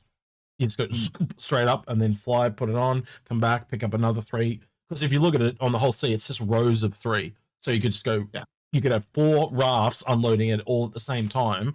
And then after you've done, well, you could technically have 8 because it's 2 spindles, and you could just unload, like 10 loads each. It sounds crazy, but that actually is pretty quick to unload if you could have 8 on it at once.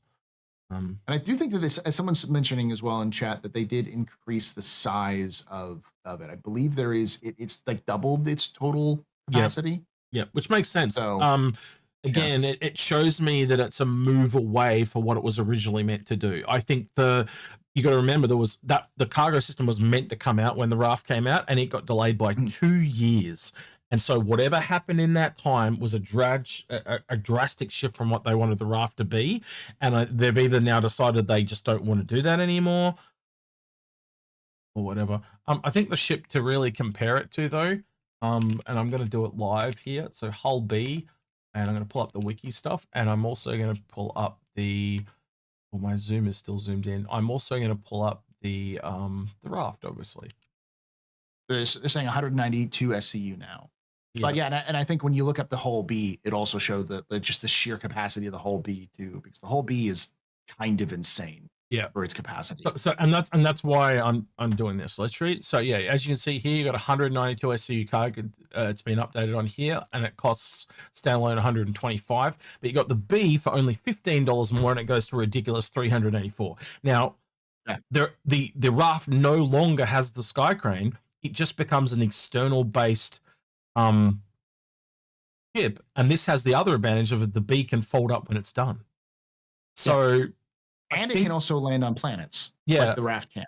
Well, the Raft can do that as well. So when you kind of work that all through, I wouldn't be surprised if you don't get the Raft as the loaner for this either. But I would happily spend the extra $15 to get the whole B over the Raft. And I think that is absolute no brainer. To give people context, I think that's still more or close to the Starlancer, that number for the whole B. And CIG's had multiple chances to change that number, to reduce it, but they have, instead of reducing it, they've just increased the price. That's all they've done. So yeah, well, let's pull that up as well. well. Max is 224. That's 24. So why would you buy that when you can get even like at 192, and it's literally less than half the price almost? So was it 250? Yeah, so it is literally half the price exactly to get to a Raft. That is crazy. And now you understand why I don't like the Starlancer. I think the build is where it'll be at. I think the TAC will be totally acceptable as well as an attack craft, but the actual max, I refuse to call it a max because it's just a Starlancer. I still like it. I think the value is going to come in when we start to see engineering and crew quarters and stuff like that. It is a super niche because it's an extremely long range, like an extreme long range. And let's be honest, there is no real extreme long ranges in the game yet, and there's in most cases it just means that you've got to stop less frequently, so you're safer from not stopping. But again, stopping and refueling is almost going to be a benefit because you can restock food, ammo, and all that other stuff. It's super weirdly niche. Like it doesn't need to be that extreme long range. I just don't get it. Maybe there's something I'm not seeing. There is a need for it, I'll give you that, but it's just like for the costs that you're paying, no.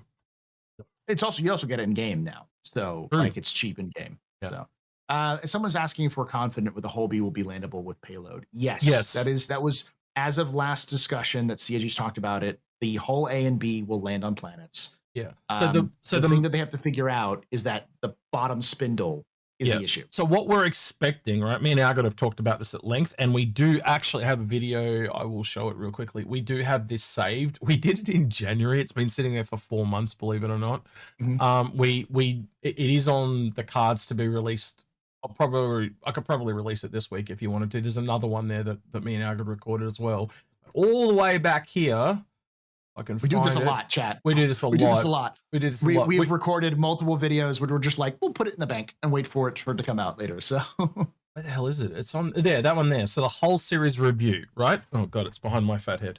The whole, now I've lost it again. Yeah, that is the whole series review. And in that we do actually talk about the B quite a bit as well. But long story short, what we actually expect to happen is if you look at the whole C, it has 2 spindles of 4.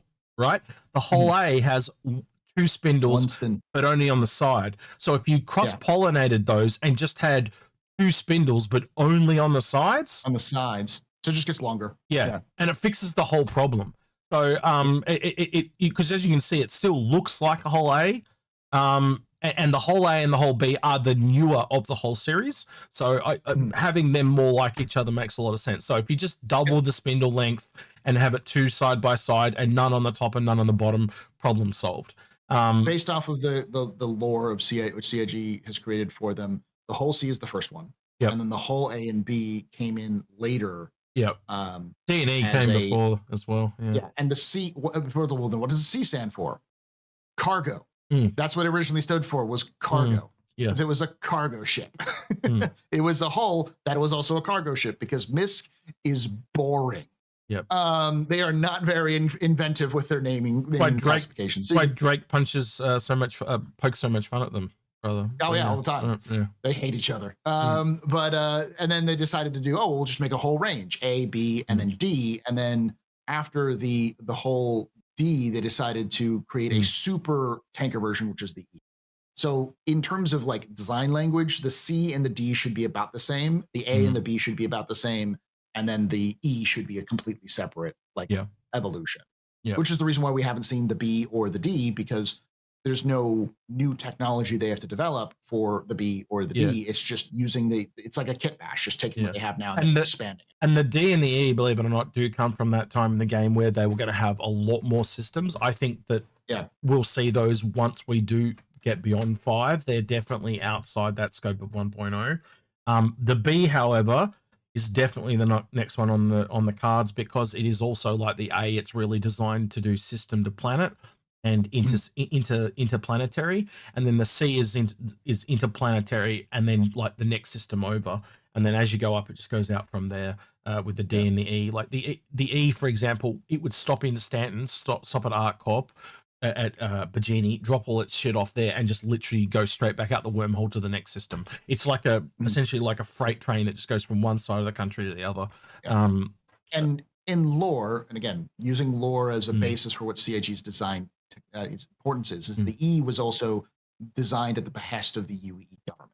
Yeah. So it's designed as a government or military freighter. So you're looking at like a super freighter designed to carry big, heavy things to just drop off, like to go to a military base and a remote outpost, go to like a space station and just dump enough supplies for that base to last for the next year and then leave, rather than having to like constantly feed it. It still scares me in the concept art for the E that it talks about that the cargo on that ship is worth more than the ship itself. Yeah. It's just kind of scary. Like, isn't it like 10,000 SCU of cargo or something like that? Base has made that really cool graphic, and I can never find it when I need it. But there's a graphic where he's got how much cargo they all hold, and it's just like astronomical. Like by comparison to the others. Like if I open it on the wiki, and whole E, so it's like. It's 98,000. It's cargo. It's just absolutely bananas. Like, and if you go to the next ship below, real quick, which is the D, it's like an astronomical jump. It's as well. It's 20,000. Yeah, so it's just like 5 times as much almost. It's almost, and 20,000 is still like almost four times as much, because the C is a 6,000. Yeah, it's almost 8,000, almost 7,000. So put that in 7,000 to 20,000. Put that in comparison, just to kind of give you a rough ballpark about some other big ships in the game. If you open the Kraken I think is about 1,800 from memory, and that's so you're talking like these things are really built for cargo, and they're taking a lot of cargo. So 3,700. No, I'm thinking of the privateer. I think I've mixed myself up with the privateer. I think the privateer is the one that's 1,800. But my point still stands. It is astronomically way bigger. That's essentially akin to, what is it, 98? So that's like 94,000 more cargo than a Kraken. It's just insane. The dedicated Banu cargo merchantman is 2,800. So the D is 20,000. So like that just shows you the just scale you're looking at. Not to mention, you've seen the inside of that Banu Mansion from the video. Like they were massively tall. They're cathedrals. Cathedral like cargo level of a cargo. Yeah. So like we are talking like some like you're gonna really like moving boxes if you like those ships. So yeah. All right, next question. But look forward to that episode. Don't know exactly when it'll be out, but we do a lot.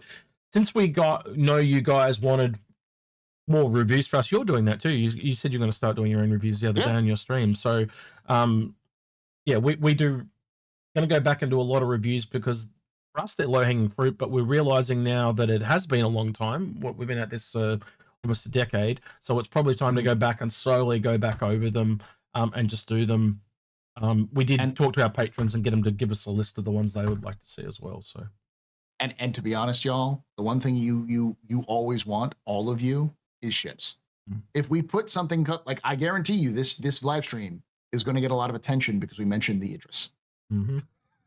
Because people click, like it's so reflexive with the content with Star Citizen that's like, yeah, I'm gonna do it.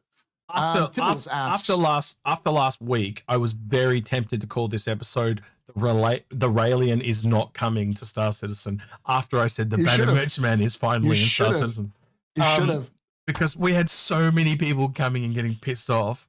But because I read it as a joke on Reddit, and I just copied the guy's joke. I thought it was hilarious. I've heard that joke before. Yeah, I thought it was funny. Literally called the last video I did for the captain's table video. The title says "Get a Raven asterisk," because get a Saber Raven asterisk, because we were talking about JRDF and their Saber Raven kit, and that was like the whole point. And like a lot of people, I could see that a lot of people were like, I see what you did there. But I got a lot more attention than. Well, it's even this episode, I deliberately put a question mark on the end, because if I didn't put a question mark on the end, people would have been down my throat again. So, like, and you know as well as I do, right? I struggle with clickbait titles, right? And if I end up making one, it's almost more by accident than anything. And the way I do it is I just do it, and you know, people really get upset when you fake something. So I try to be as accurate as I can. But the other thing is essentially clickbaiting works. It just works. Like even if I get you here and you don't want to, you know, it's not what you wanted, you'll generally stay. It's really weird psychologically. It's one of those things that's important to understand, that like to talk shop. And this is something that was drilled into me very early on in my content creation career, is when you're talking to your audience, and I'll talk with you all who are watching this after the fact or now, which is you want us to clickbait. Yeah. You want to click my bait, because my bait is good because it's getting your attention, because I want you to watch this video. And if I want you to watch this video to interact with us and enjoy your time, hopefully you're entertained. Yeah. There's a difference between good clickbait and bad clickbait. We're not going to trick you into clicking this video for something you're not wanting. We're going to talk. We're talking ships, and that's the important part. You know. Cosmic Dakota is a first-time chatter. Has typed !giveaway on Twitch. Now we do actually have Golem to give away, and I totally forgot to mention it. So thank you for reminding me, Cosmic Dakota. So if you are watching the stream on YouTube, just leave a comment and we'll do a comment picker at the end. We will be wrapping up. We're about halfway through, so towards the end we'll wrap up.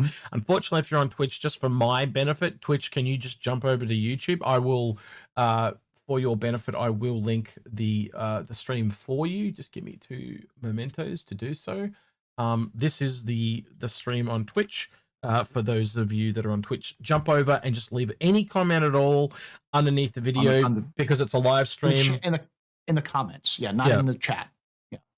Just say you're an annoying pair of assholes for making me come over from Twitch or something like that. It'll give me nice little warm feels, and then we'll get it off to someone that's just literally watching the stream. So yeah, thank you for linking that again, Dafty Digits. I appreciate it. All right, Tibbles asks, question: how long do you think it would take to get an Idris in game, or should I just buy one? Me and X are going to have different viewpoints on this. The last part is I need the K variant big laser.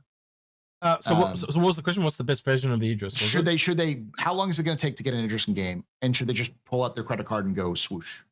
So that's the other thing for me. Like when I look at the variants, I kind of like being at the bottom in a weird way, because then you've got something to build up with the org and turn it in. You know, you go from the P to the K to the M. And I also look at it as a little bit modularly. Not all modules are built equal. The only modules I think we've really kind of worked out, they're a little bit like fighters. So it's not until you get up to around the $250 mark, which I think the K kit is, isn't it? It's about $250 from memory. Yeah. Yeah, it's pretty. The only ones that really I think are kind of worth it are the privateer kit and the K kit. They're the only ones that even entertain just because of their value. But say something like a module for the Endeavor, they're probably going to be just easy enough to earn in game because of their price. Yeah, but time will tell. There obviously are benefits. We're still learning these things as we go forward. Like the military stuff seems to be more important because you need to have the military plans where the civilian stuff is not as easy to access. So some of this will be changing as we go forward. Yeah. Sorry, you were going to say? For people are asking, saying you can't comment on this on the live stream. You can. It's a little funky to do it, but if you can't do it, just wait till the end of the live stream and then comment down below. Oh shit! Just like, well, how do we draw it while it's going on? Okay, wait. Let me. You're trying to draw it when it's going on. Okay, so let me have a look. I probably stuffed it. Let's have a look. Can you scroll down and leave a comment? No, you can't. Damn it. Ah, shit. How am I going to do this now? I had it all planned and my plan went to shit. Shit. Man, I could probably crack out not a tuner if we had to, but I don't have anything organized, so I'd have to fudge it all. Damn, how are we going to do this? And is there a thing that picks someone from a live stream that you know that you know? Yeah. Of? What's it called? You can do stream elements. Ooh, they'll only do it from one, not both. I could pick one from both and then would toss a coin. Or you could just have them go to the YouTube channel and be in the YouTube channel and submit it to the YouTube channel or through Twitch, but either one. You just have to set it up through. I don't know how. One. Do you know how to do it with stream elements? Because I've never done this before. All you got to do is go to stream elements and then link your YouTube channel. Yeah, I've already got that done. Then you just go to the like loyalty. Let's do it live. Yeah, you can talk me through it, and we'll get it set up. Be careful with this one. This does show information sometimes, so be careful. Okay, all right. I'll drag it back up, and I will get it. It's telling you to update your details. Yep. Yeah. So like. Yep. You go to loyalty, and then you go down. Remind me later. And the loyalty. No, there's nothing called loyalty on the left. It's on the dashboard on the side. So you see the little 3 bars in the top left of stream elements. No, I see other. I'll show you on my screen. Hold on. Wait, if I bring it down, you should be able to see because you're watching me differently. All right, there you go. Talk me through it. Yeah. The dashboard. Okay, so you see the other. Go to the other. Yeah, other. Yeah, that's it. Ooh, it's weird. Not there. Streaming tools. Maybe it's under streaming tools. Yep. No. You see, I have something different. Let me switch out to the right one. This is why I get confused because it never the same. YouTube. You can see all the new followers and stuff, but I didn't know you could use this to do giveaways. Yeah. It should be under. It may be only under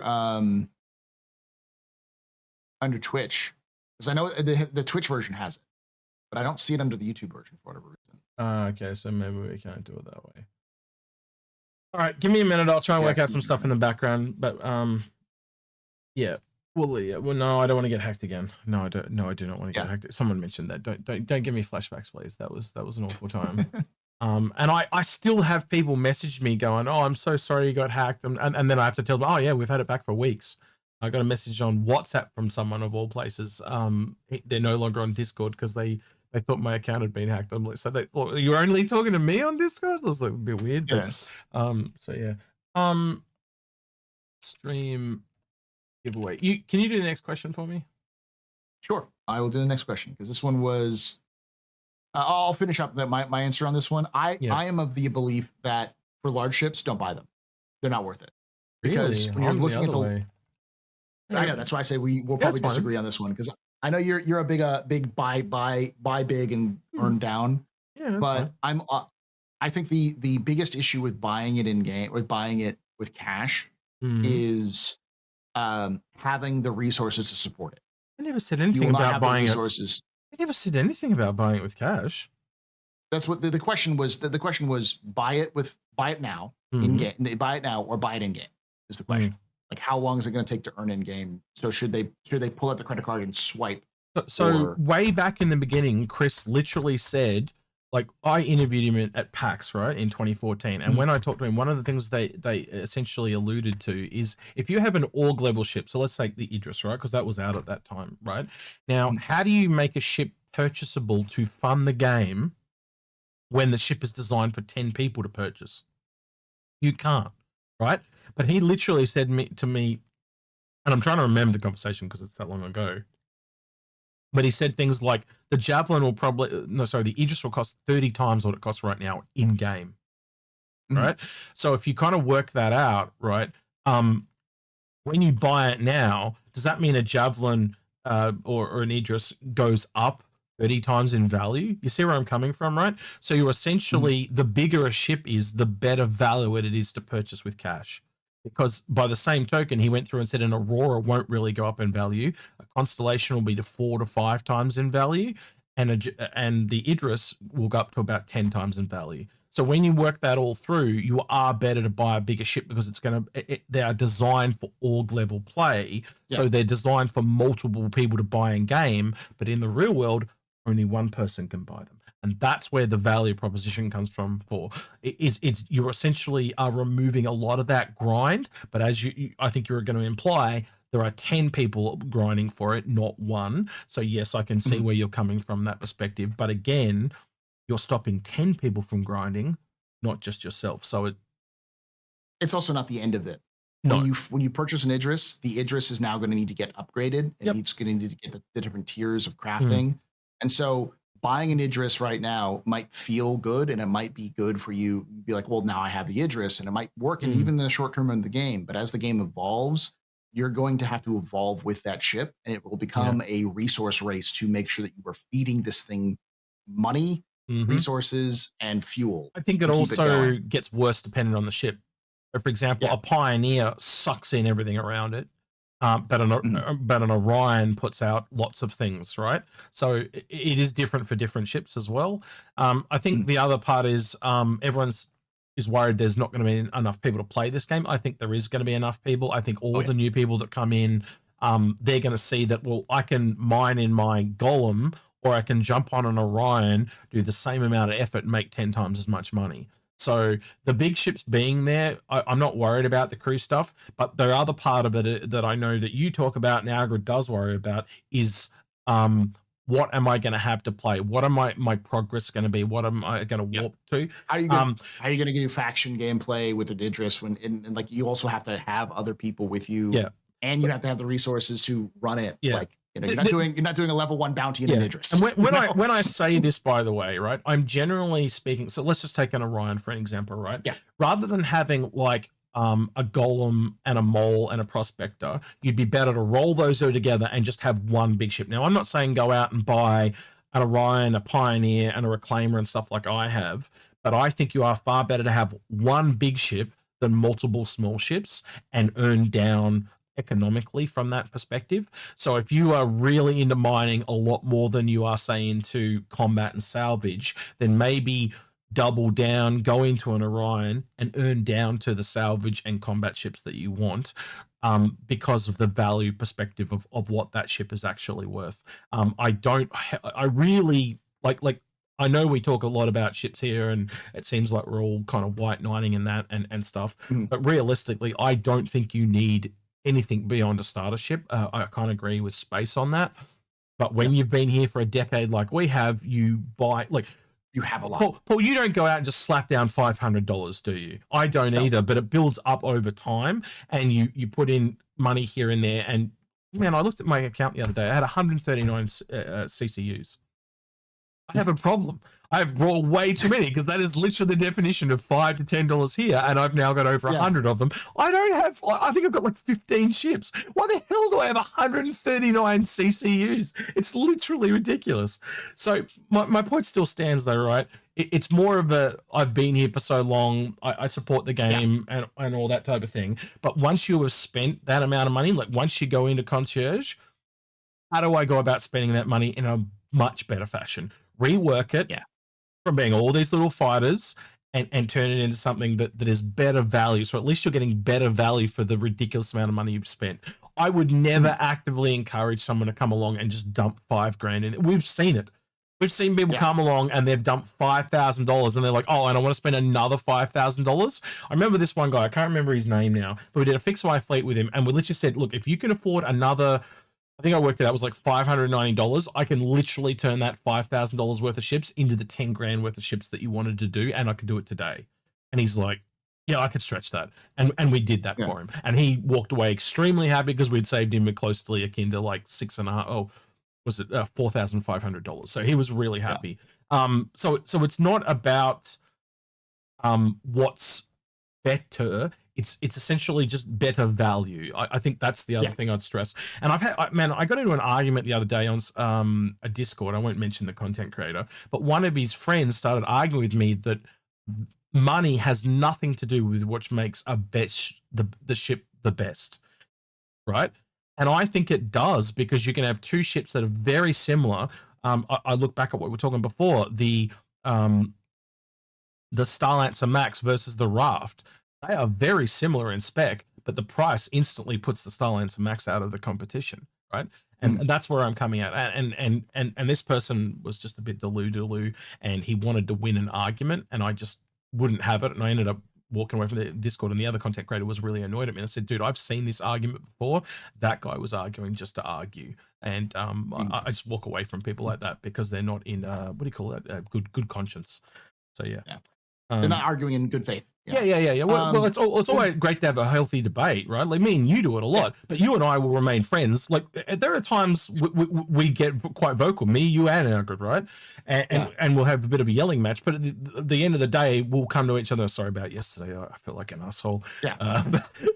But I was trying to get my point across. But it's all in good faith, and we will better friends for it. To answer the question though, specifically, because he was asking like, how long do you think it would take to get an interesting game, or should I just buy one? I think you just answered, don't just buy one, but if you already have the cash in game or you're close to it, maybe look into it. Yeah, that's how I would do it. Yeah, so if the question was just flat out, swipe the credit card or earn it in game, and you were like, I have an Aurora, no. Don't swipe it. Go earn it in game. Like it's not going to be worth that kind of money, especially if you aren't already somebody who's dumped money into the game a lot, either recently or just like over the course of 10 years. What do you call that when you have to be like, you know how a doctor has to do like no harm?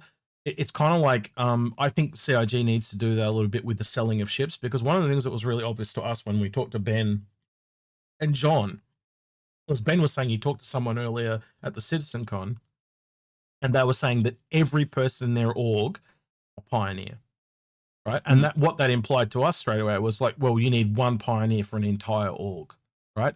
And I think that's what it's got to. I'm like, I think the community's kind of read this as a whole. We've probably purchased too many ships, and like, it's don't purchase any more. Shift your shit around, and basically anything that's new, or buy small things, right? We all want to support the game. We want to see it done, but don't make any really big purchases. Shift it around and do that. And I know CIG probably going to hate me for saying that, but it's that what I'm saying about good faith. Like they need to do right by us because we've done right by them.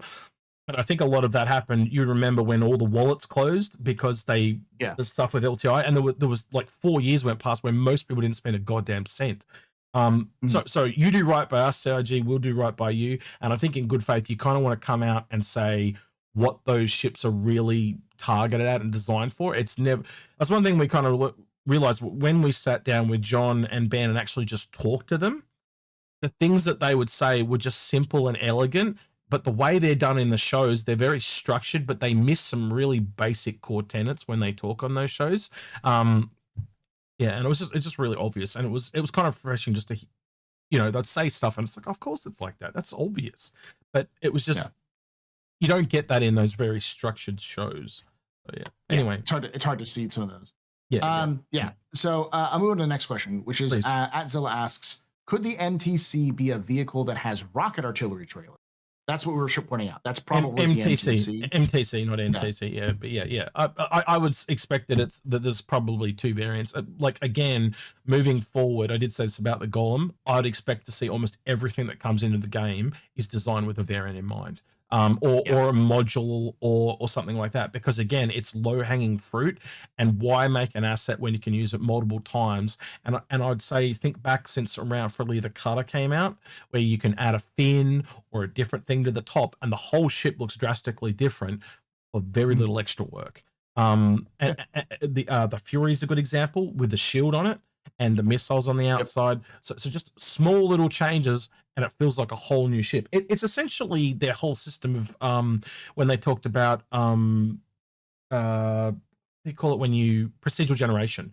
They want to do 7% procedural generation and then 30% bespoke. That's essentially what they're doing. They're procedurally duplicating the ship and then just adding 30% changes, and it looks completely different. Yeah, I mean, they're trying to work smarter, not harder. Yeah, exactly. And they're trying to. It's one of the reasons why, like, the ATLS Geo exists. A lot of people, it's like, well, I just wanted a modular ship, and I had to explain to people when that happened, which was your discussion with John Crew and Ben about how modularization works in Star Citizen. Yeah, and it's like, if you could swap out one of the arms for like a cutting beam and the other one for tractor beam, that would be fine. But then what happens if you have two cutters? If you have one cutter and then that's a completely different variant. And then, like, so to CIG, them doing the Geo as a different variant is easier than doing modularization for just the ATLS, because they can also make it more specified and individualized. Well, it also means that they could possibly sell it as the Geo, but eventually in game, it'll just all be the ALS. You just put on the different modules and stuff like that. I think that's where it's going to go. It allows them to have their cake and egg it too, like, so they can sell us variants, but in the final game, they are all just cross-compatible. And if you bought the Geo, you got all the attachments for the Geo, and you don't have to buy them in game. It makes a lot of sense how to me. With the Vanguard, doing with a different Vanguard. Absolutely. So. I think the Buck system showed them, instead of selling modules, why would we sell a module when we can sell a whole ship and make a whole bunch more money, right? So it's that necessary evil we talk about. But at some point, there is that someone said it was a Hippocratic oath. I think you Synapse Squeeze. I can't remember what it is though, but there is the good faith or the good conscience where they need to above all do no harm. Yeah, something to that effect. Like they're actively hurting some of the people that are like financially putting a lot of money into this game. Like yes, they need money to make the game. I get that, but at what level, when you're talking about a video game, like when multiple thousands of people are going over $1,000 now, where most games are going indie and going down in price, this is just going up and up. So I'd be more actively encouraging us to find new people to bring into the game. And Chris Roberts himself did that way back in 2014. He said, he said this to me, don't spend any more money on ships, just get more new people into the game, because that's we need money, obviously, but we don't need you spending. And even Sandy says that. They both say that. Like they've never been these money hungry people. They're just not that way inclined. And it was the same thing I heard from CIG when we talked to them about the staff and stuff. I did say this to you a little bit before the stream. Every single one of them we talked to was like, it's the best place I've ever worked. And the only people that we ever talked to that had problems were brand new people that had never done crunch before. That never worked in the industry. So they didn't know how it worked. But like, I talked to people that were from banking sectors that worked at CIG, like the producers and all these type of things, and some people had worked at, as I said, banks and other financial institutions. They'd worked in Japan, India, Australia, New Zealand, Africa, Europe, all over and stuff like that. And they go, "This is the best place I've ever worked. I can do what I want." And I don't know what it's called, but the one where you benefits are really good. Holy shit, their benefits are amazing. You take even in places like Europe. Their benefits are usually pretty good. When you they give you time off and they tell you how you take your time off, at CIG you get to pick. Right? It's just things like that. And I know from my term working in the industry that is all awesome shit you want to hear. You make the creative people comfortable so they can create, because those you always hear about it all the time, those artists that they get that mental block, they can't write, they can't create, or like that. You have to be in a good position, kind of stress free, to do that. And if someone gets sick, they send them home to their not sick, so other people don't get sick. Shit like that. So it's a very human place to work. It's not like some of those bigger places where they've got too big and everything feels like numbers and stuff like that. And that was like, I was impressed by the way people talked about how it was a place to work. And it's the type of place I would have loved to have worked back when I did development. So any bad mouthing that you hear that comes out, just kind of remember that in your own workplace. Like if you've worked somewhere, the new people are just not used to how things work. And I think that's kind of what happened. And again, I did go back and check some of the stuff. A lot of the people that did leave or exit or whatever, they'd never worked anywhere else, so they just didn't understand how it works. So yeah, anyway. Right. Next question comes from Eagle0013, who asks, random question, but if Asgard is the home of the Valkyries, anyway, is that some type of carrier that can house those ships? The question is the Asgard a carrier? Is what he's asking. Like a Valkyrie carrier. But it's the same size as a Valkyrie. Yeah. I love the idea. It sounds really cool. Yeah. Like in my head, I'm going, whoa. But no, because it's the same size as a Valkyrie. I think. Listen, the one person who you've had on this had on before who would love to have a ship that's capable of carrying a Valkyrie is Tree0311. Yeah, because he wants his mini carrier, his what is it called, the dock, the floating dock. It's the one that like Australia has a couple of them. The US Marines uses them pretty frequently, which is basically like a mobile tiny base where they can take helicopters off and they can land people in. Okay. I don't know what it is. I have no clue. Let me look it up real quickly. They're usually called. So they used to be called helicopter carriers, but they're a little bit more complicated. Look, I'm very hopeful for a Titan transport. I think there's a lot of hints hinting towards Titan suits coming at Invictus, as in combat Titan suits. We have the ATLS now. We have the Geo. We know about the lore of the Zeus. There was now lines of codes that talk about a Hermes. It's building towards something to do with Titan suits. I just. The suit that they had sitting at Wickelow's, there was just so much stuff pointing towards it. I am like this, but I'm also realistically going, it's just some form of transport, or maybe it does both. I don't know. Yeah. As I did say, there is a line of code that talks about a nozzle on this thing that extends. So I thought fuel transporter, but again, does that refuel just vehicles on it, or does it refuel the Titan suits? Who knows? Maybe it does both. Again, we don't know. I am, as I said, like this, fingers crossed. We'll see what happens when it comes out. But so someone in chat put it out. It's called the LHD. It's a landing helicopter dock. Basically, what they look like. This is what Tree has been said. What the question is describing is an LHD.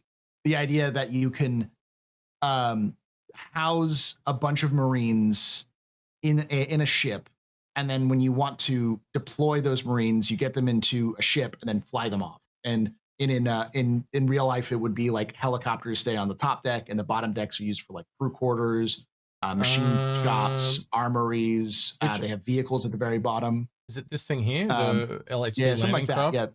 Yeah, stuff like that. So it's actually a little bit like the one do you remember in that trailer years ago, they had a ship fly past and it had a Connie sitting on the other ship? Reminds me of that for some reason. Like a flying platform, like the one from Aliens Prometheus, the flying platform. Yeah, that thing. Oh wait, I can bring that up too. It's the a lot of people say the Liberator, but the one thing that the Liberator lacks is it's too small to hold like a Valkyrie. So it's too small. You'd need to have something that's about twice the size of a Liberator to function like an LHD. But Tree0311's been talking about that forever. So. This one, it's like a giant floating platform thing. I can't find any decent screenshots of it because the Prometheus. That was not Prometheus. That was it's Prometheus. Oh, Covenant. Sorry, yeah, you're right. It's Covenant. Yeah, but it does look a little bit like the Ironclad from below, believe it or not. But anyway. Yeah. Yeah. I mean, it's not like CIG is big fans of the Aliens franchise or anything. Not at all. That. Not at all. There's just like so many ships. I've never heard of it. What are you talking about? Yeah, what are you talking about? We didn't rip it blind, honest. So yeah, so the answer is no, the Asgard's not a Valkyrie carrier, but I know I and Tree 0311, a lot of other people would love to have a sort of Kraken-esque type ship that is slightly smaller but is more dedicated to just deploying vehicles like Valkyries as well as like vehicles like ground vehicles and stuff like that. So thank you for the subscription with the Prime Dufty Digit, and I do see, I'm not going to call him out, but I do see some CIG people in Twitch chat as well. Nice to see you, mate. Hope you were doing well. I can't believe it's been 6 months since we were there. Like, it's gone like that. It's just gone so quick. But yeah. Right. Ready for the next question? Yes, please, if you are ready, sir. Real quick. Adzil asks with sorry, real quick. What I'm going to do is what Paul suggested is we'll just leave a comment on the video once the stream has ended, and we'll just give it away next week. I think that's the easiest way to do it. So my apologies on that. I thought you could do it. You can't. I'll try and figure out. Live and learn. Yeah, we'll live and learn. I'll do it for another way, because usually we just do it with a video. So maybe I'll even mention it on this week's video or whatever. But I did intend just to give it away on the stream. But yeah, so just leave a comment on the video when the stream ends. Sorry about that. And again, sorry to people on Twitch. You'll have to jump over and drop a comment. Check it out later. Yeah, so I'll just do a comment picker next week. So yeah, cool. Thank you. Adzil asks, with the Raft losing the claws, physicality as another user said, it seems like the Carrack dropping pods seem increasingly unlikely. Yes, almost certainly we're not going to see the actual pods underneath the Carrack drop off for now. It might change in the future, but that is a post 1.0 release. It's an animation problem essentially. And if you think about, like, the way I would apply this is if you look at what they did with the Caterpillar. So the Caterpillar used to open and it would stop. Its first pause was there. All they've done is they've gone in and just removed the pause. So essentially it goes all the way to the ground. You'll notice how it slows down and almost stops, and then it keeps going. Yeah. But they've just removed that pause because the doors were open and you couldn't put the cargo in properly. But as soon as the doors go down, you can physically get past the door to put the cargo in. So it makes it more functional. And obviously they were working on that because they're working on the Ironclad because of the command module. Same thing with the Valkyrie. We saw them working on the Valkyrie, moving the cargo around, upping the cargo. They're definitely working on the Asgard and the Paladin. That's definitely the reality of the working on the Asgard. Is that they went back and did that one. Yeah. So the Carrack will be a thing where they come back to work on the Carrack, because again, you got to look at it in a priority order. What do they get for making the pods drop off? That's a part of the modular system. It'll be when they come back to work on other modules and stuff like that, right? And it's also something that makes it an external module, not an internal module. That's a different killer fish again. So you're more likely to see that on a ship that has, I'm trying to think of a ship that's got external modules besides that one. The Caterpillar would possibly be one because of the physicality. That's not the only one I can think of. That's the only one I can think of. Maybe the Javelin on the outside. I'm not sure about that one. It does have an outside. Yeah, and the Redeemer possibly as well, because due to its size, it's fairly small, and the new size 2 components if they want to make it so they can be taken out. But it's a pinch on the Redeemer there. Big one. But yeah. So anyway, next question, if you would like to. All right. Stefan Hebert asks, you think the capital ship stress test is an indication of more bigger ships to come soon? Because they're doing this capital ship stress test currently in the PTU as we speak. I think it's kind of like they want to make sure it's going to work with dynamic server meshing, static server meshing, the number of players. Like, to make these big ships work, why would you go to the effort of making more of them if they're not going to work?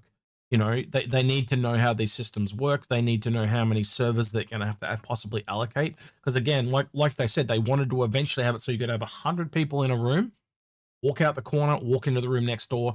They don't want it to feel like World of Warcraft when you've got all those people in one of the big cities and it's lagging like crazy at the auction house. They're trying to remove those bottlenecks so it's like this seamless experience.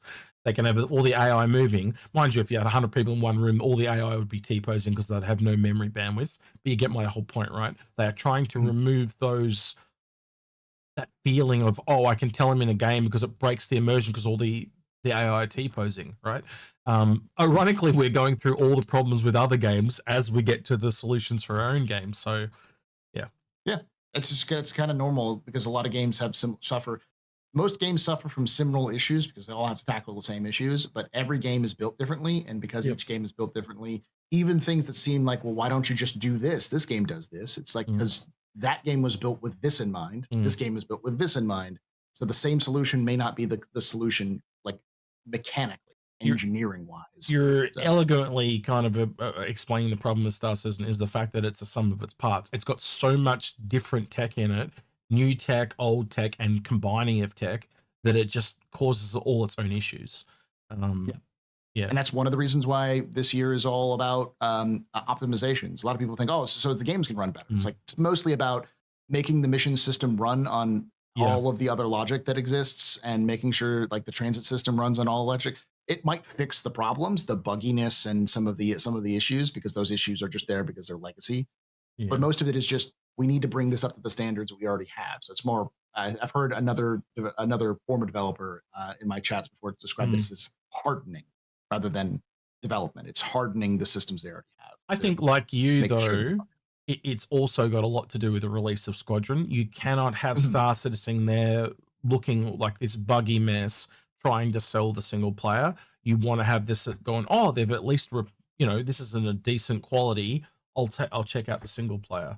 But also, as well as I do, there's a lot of people that don't realize they're the same game either. That is a big thing that a lot of people don't realize. I think the biggest blind spot for most content creators, as well as most Star Citizen people who follow Star Citizen, either as a pro or negative or somewhere in between, vastly overestimate the public's understanding of both Star Citizen and especially Squadron 42. Well, there are people in Star Citizen who don't know what Squadron 42 is. You've been here as long as I have, though, pretty much, right? And I think you would agree with me. I've seen people come in as absolute haters, and they've become just as big a fan of it as you and I have. Because like every time they put out like an article or something like that, the crowdfunding goes up, not down. So someone, it shows me there's a certain intelligence level to people that play this game. They don't just believe what people say. They go and find out for themselves and do their own research. And then they got to go, oh, I see what they're trying to do. And they stay.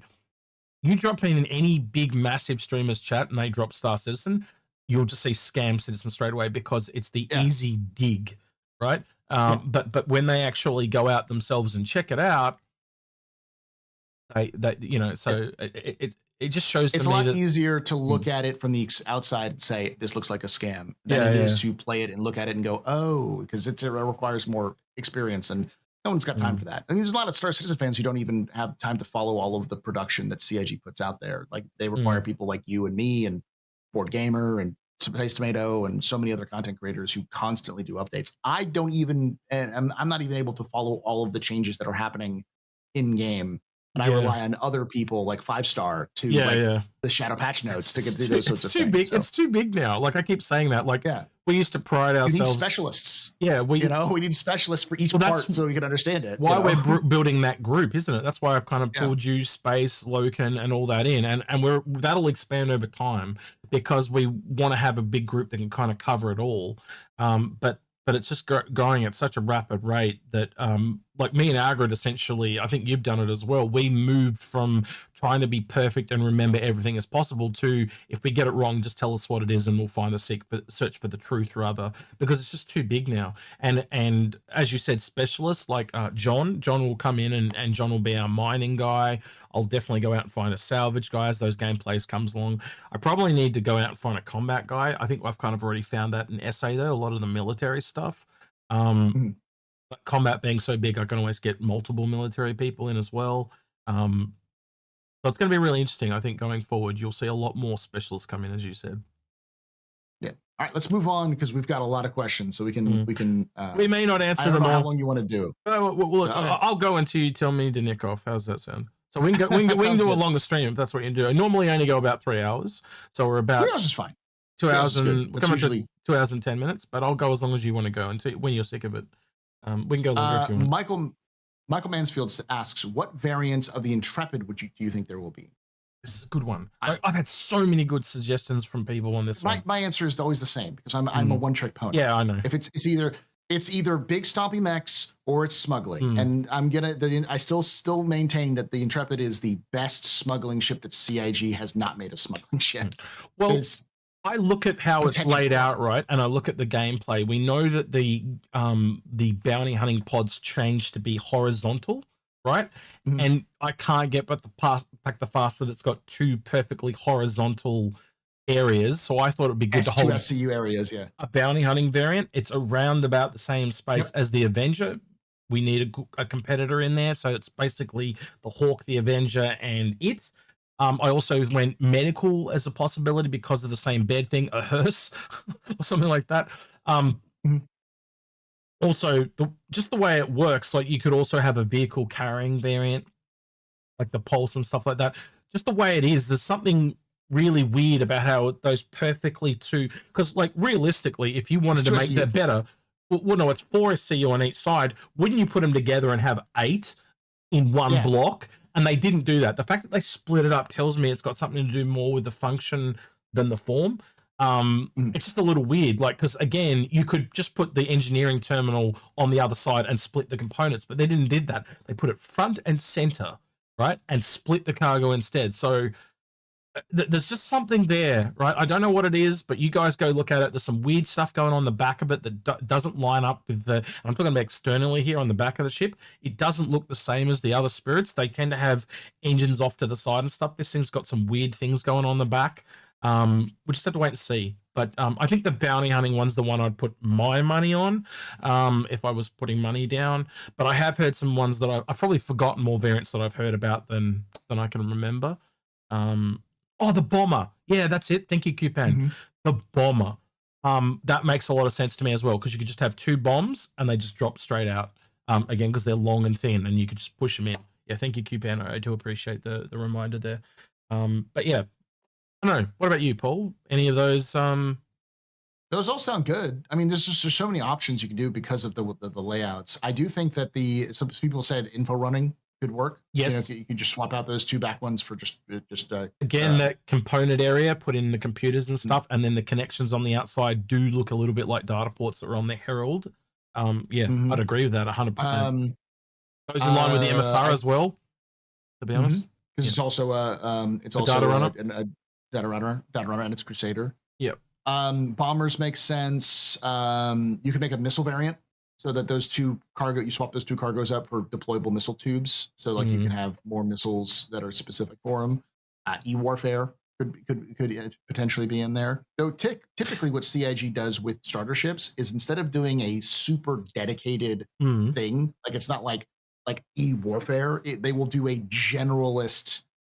It's a generalist, but it's in a specific area. Like if you look at the Rambler versus the Scout versus the they all have different they all have general rules. Like the Rambler, I believe, is the one that has just the living space, but it's also got extended range. So it's got extended range, and it also has more living space, but it loses the cargo. I just realized when you said the data runner thing, if you took off the big gun and put on like a giant aerial or instead of the guns, it's just this giant. Yeah, that'd actually look kind of funny. But I think I do think you'd agree with this statement though, that the variants are more likely to up or what's the word I'm looking for? Redeem the Intrepid and put it in a different people's. Yeah, it's a good one to use on you. It's a great one to use on you. The old redeem word. But yeah, I think it will redeem in a lot of people's eyes and hopefully make those variants a lot more palatable to the taste buds of people. So yeah. Right. Next question. Yep. Comes from Weepy Sleeper, who asks, do you think we'll get an Anvil class carrier ship? No. What, like for Invictus or when eventually? Just in general. In general. I'd never say never. That's something that we say as well. But That's true. I think you would agree with me, and our grid would agree definitely. It's more likely to be something akin to the Jupiter. Where they'd head with something like that. And again, the scary thing is the Kraken is listed as a light carrier. Yeah. Which just blows my mind. Scout carrier. Yeah. The reason why I would say no, as I'm leaning towards no, is because Anvil's design philosophy and its design language is not carrier. It's slap some guns on the thing, slap some armor, and then make it a little bit more maneuverable than you think. That's typical with it. So like Anvil, I would expect to make an upgut Perseus, like the Corvette size ship that's like a Perseus. So instead of having the multi-role, which is the Idris, which again fits the Aegis sort of multi-role design. Most of Aegis ships have that sort of multiple approach to them. The Vanguard is different variants, but it's also like the heavy fighter. Then it also does other things. The Avengers, the same thing. We have the different versions of the Saber. All of their capital ships are multi-role, including the Javelin. So like they're very like multiple approaches to the same to solution problems, kind of the middle of the road, similar to RSI's design. Yeah. Anvil is much more of a let's take the Idris and let's slap 2 railguns on it. Yeah, I'd agree with that. That's what I was literally going to say. Words to that effect. That they'd lose the carrier part of it and go more all combat rather than almost like the Javelin, but in a smaller form factor. You know what I mean? Yeah. It's like in MMO terms, it's a tank. Like they make tanks or off tanks. Yeah, minimalistic as well. Because like look at the Arrow. They essentially take a lot of ships and they can like scale them down, and like a lot of Aegis ships and even some of the Drake ones, when they did those military contacts, the reason they lost was they were too big and not streamlined enough, and that's why Anvil won them. I don't know if you remember it that way, but that's how I remember reading it. That's generally how it works. Yeah. So I'd agree with what you said about them streamlining the Idris as such. I think that's exactly what I was going to say. So yeah, you took it out. They would because that through and through is a lot of wasted space because if you don't need a carrier space, so you can replace that with armor or more guns. So it would just take the same amount of Corvette space as you would see in an Idris, but give it more of a specific role rather than just sort of a generalist. And that specific role would be punch, hard, and probably not missiles. So yeah, I'd agree with that. The missiles are our RSI thing. Right. I've actually turned the bot off, Paul, because I think we've got enough questions here for almost the next 2 hours anyway. Funny. So we'll go until we run out. And well, the next one is Occupational Observer, who asks, what happened to the Banu merchantman? That was in a production a while back. Do you want to do this history? I can do this history too. I love this one. It's people left the company. I think that covers it in short. But yeah, go ahead. I'll let you tell it. So the main person behind the Banu merchantman, the lead designer behind it, was Paul Jones. And Paul Jones was one of the oldest designers at CIG, and Paul Jones got poached by, of all companies, Ubisoft. So Paul Jones got a better deal to go work at Ubisoft for a game we haven't heard about yet. Whatever game it is, maybe a vehicle, we don't know.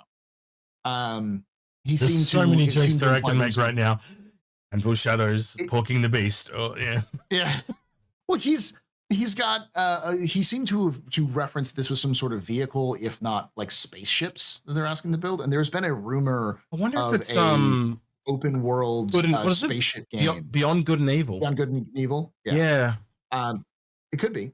But in the process, because of how game design works and these sorts of projects work, Paul Jones had a lot of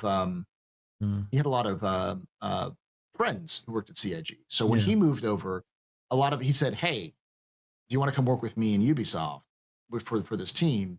You know, possibly get a pay raise, possibly get a higher like level in terms of experience." And so a lot of people left. So basically, the entire team of the Banu merchantman that I keep calling him John Paul Jones because that's actually a real historical person, but Paul Jones actually worked with. They all moved over to Ubisoft with him, and that basically CIG lost half their team. Half their ship teams. And that's one of the reasons why they had to rebuild their ship team almost from scratch over the last year because of that. So I don't blame anyone from leaving either because they're people too. You got to be able to separate yourself from the game and realize real life takes it's an opportunity, and it's clear that they had an opportunity, and I'm not going to besmirch some people who have the opportunity to do either what they want to or higher pay. Like I guarantee you, if I had a good shot at making more money doing similar job as a teacher, if I could do maybe another teaching position in another district with similar expectations but higher pay, I'd take it. It's worth the money. It's worth the money. So all right. Hennypeg says, question, any word if they are tweaking the interior to the Polaris? I think that's a priority order thing personally. I do think they'll get round to it, but what do they gain from it? It's no gameplay benefit. I do think it needs it, but again, priority order always trumps. You can still functionally use it and it all works. That's the big thing that a lot of people need to understand is that if you can use it, CIG is going to say you can use it, check it off, we'll come back to it. It's like workarounds. That's the reason why. If there's a workaround, like the what's that bug with warping where you have to look away and then look back? Come back. If there's a workaround, I don't care. Do the workaround because we don't have to fix it if you can do the workaround. And we've been living that for over a decade. That is the number 1 bug I'd love to see fixed, but I reckon we'll get that because they're doing the quantum rework as well. The complete overhaul. So and that's a situation of like it's a priority. Do they sit down and fix that problem with the quantum drive? Do they sit down and actually work out the interior of the Polaris, only then to later have to do a brand new overhaul because, like, say, engineering's not fully out, it didn't work exactly as they thought, so they had to just tweak some things around, so now they have to go back to the Polaris and then redo it again. That seems like a lot of work. As long as it works now and it works for what they needed to do, then it's good. That was their whole. That's frustrating, but that was their whole kind of thing going in before the start of this year. It was just like we'll push our way through, and that's how all the games I ever worked on work. You push your way through, get right to the end, and then come back and fix everything, right? But because they're doing it in the public eye, I think they've realized they can't do that anymore. They're going to have to build it as they go forward, and that's just the way it's going to have to be, unfortunately. Because it's so public facing, it looks like a buggy mess to people, but they've been doing it like they've been used to doing it, and they just can't do that anymore, I think. Yeah. And that's one of the reasons why they're changing the pattern this year, is because they realize that they can't keep doing this, shirk off this thing to another year. They got to fix it. Jeshua AV asks, when do you think backspace will be removed from gameplay, or do you think it'll stay? CIG's already told us backspace is being removed with the persistent item system, or the new item system. I can't remember what it's called. The one that they just added with 4.1, where you can get regen with all your stuff. The item persistence. That's the one. Yeah. Item persistence version 1. So and based off of you can either go by vibes, history, or assumption. If you go by vibes, I don't know when persistence, item persistence 1's going to be, based off of what CIG has said in the past and what they seem to be implying. That would be the end of this year, early next year. Based off of history, we're going to be in item persistence version 0 until for 3 years, because CIG does, as we just said, they make it function and then they leave and then they come back to it when it's no longer priority. So it really depends on how much of a priority is item persistence version 1. Yeah. Once that becomes a priority, that's the end of the backspace. So I'd agree with that. Item recovery. Thank you. Not item recovery. Yeah, sorry. Thank you. Screw that one. Yeah, only human. Now. Shinobi asks, with the building regen crisis, do you think randomizing the player's spawn location per system would be a good way to impact players before death of a spaceman is implemented? Oh, that would drive me crazy. You'd land it somewhere and you'd have to claim all your ships here. Man, it would slow down gameplay so much. Yeah. No. If you want to infuriate and piss people off, yeah, that'd be great. I think you could do something like that for specific areas. Like, for instance, if you die in the aligner mine section, it would be as sort of a threat to go doing the mission. You just roll the dice to see where you end up, rather than being 100% guaranteed to go back to where you are, which would make it so that it's a little bit more dangerous to go in there, because you can't just sort of hide a regen bed somewhere or medical bed somewhere and then just regen with all your stuff and run back in. Maybe if it's like a 1 in 10 thing, but only during the event. So like everyone experiences at least once this random. Yeah, but how would you be able to differentiate that between the actual, if it was a 1 in 10 or if it was a bug? That's the other problem. Yeah. So that's totally generally true. My answer is no, but I can see where he's going. Like, he's trying to think outside the box. I can see his line of thought. But yeah, you gotta sometimes think about cause and effect, and I think it would probably lead to more frustration than anything else, especially if it's all the time. It'd be different if you were like, say I had myself set for Arc Corp. Area 18 and I worked up in Area 17. You know, like same planet, different location. That wouldn't have the same Yeah. problem because they'd share the same inventory. So, well, no, they wouldn't, not anymore. But yeah, I don't know. I don't know how you could do it. If you could do it in a place like it was the same place but a different building, like so instead of the hospital I work at, you know, I can't I turn it out in the doctor's office instead of the hospital or something like that. I don't know. Yeah. I don't think of how you could do it without it pissing people off. It's a bit difficult that way. But anyway. Ray. Yep, go for Gonna it. do that one? No, you go. All right. Ray Ladderbach asks, could the Asgard be a militarized liberator? I would say no, based on the fact that it very much lines up with the Valkyrie specs, and like to the point that they thought it was the Paladin coming. It kind of tells me that. Why would you get a liberator that is kind of done and not hear about the liberator? Like that's the other thing I'd ask. So it just, would you agree with you? See where I'm going, right? Yeah, I agree. I was gonna say that we haven't heard anything about Liberator. The other thing is, and it's gonna kind of answer this next question too, which is generally speaking, CIG is fairly open about what ships they're working on. Monthly reports, they talk about the ships pretty frequently. If it's not every month, it's every other month. And if they already announced it, they would have already told us about it. And there would be no way we would get a militarized Liberator before the Liberator was even out. So we'd have already heard and seen Liberator being developed. So yeah, it's probably not.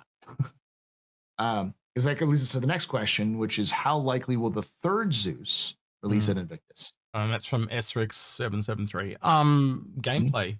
It was my answer for it. Like the bounty hunting has kind of been talked about for over 2 years now. I think you would agree with me on that. Yeah. You know, we saw shots in, I think the last time I saw it was an ISC of them pushing the kind of trolleys around or the hovering beds around and deploying them into bounty hunting turn-in points. We saw them do a grey box of the new Hawk. The Hawk will be taking those pods now, not the pod it currently has. So they're all on the, you know, probably ready there to go to switch over. They're just waiting to implement that game because, again, at the start of the year, everything really changed. And I think if they end up doing a bounty hunting variant of that Intrepid, that would probably be around about where I'd expect it to come in. I don't know. What do you think about that one, Paul? I agree. Generally speaking, like basically anything that is not new, anything that requires new systems like bounty hunting is just backburnered. Right, they're still working on those systems. There's just less people working on them now because they like engineering was meant to be at the end of last year, but now it's kind of it's just back a little bit because they don't have as many people working on it. Bounty hunting is kind of sat in the wings. I think medical, you know, they've kind of, that's probably why they moved away from the Galaxy. Let's be honest, the Galaxy needed all the 3 beds, and obviously if they do the Apollo, they can then do the stuff with the Galaxy. And I've heard things about the Apollo being sitting around for ages being worked on. So as we've said, CIG will complete a ship and sometimes sit on it for months. You got different teams that have different requirements, and I think you would all agree. If you understand game development enough, it's usually the design team that drives everything, and whatever design's doing, they might send things out, and so people start working on stuff, but then design changes their mind or something changes, and then so what the other teams are doing changes as well. That's why, like you were saying, ships sit on shelves for a bit, but I'm sure there's gameplay that sits on shelves too for that exact reason. I mentioned this, but I said like basically engineering, like last month or in the month before in the monthly reports, they basically just outlined how they overhauled engineering entirely and like reworked it, not from the ground up, but kind of reworked how it looks and the flow of everything.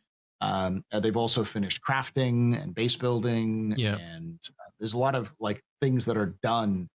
And a lot of things that are done for Squadron, which we won't see come over because I think they've even come out and said that they're just too afraid that it might cause too much instability in the game right now. So they're waiting for them to shore up some of the back end to make sure it's working before they start moving those features over. So we could have a situation where CIG is done with a lot of these things in the next 3 months, and then they just don't want to put them out yet there, so they'll wait until 3 to 6 months later to put them in. It's not the first time that's happened. Sometimes it's happened where it's like CIG's finished an entire gameplay like idea, and then they sits on shelves because it's not ready, and then they have to come back to it later and fix it again because they changed as they evolved that idea forward. I think hacking is a good example of that. Where like hacking was at some point close to being finished, and then they kind of reconcepted it again, and then it's completely just gone. So right. I fixed it for Pete just so he's not going off his face. Yeah. There you go, Pete. It's fixed. I did it on the fly. Right. Next one. Chris.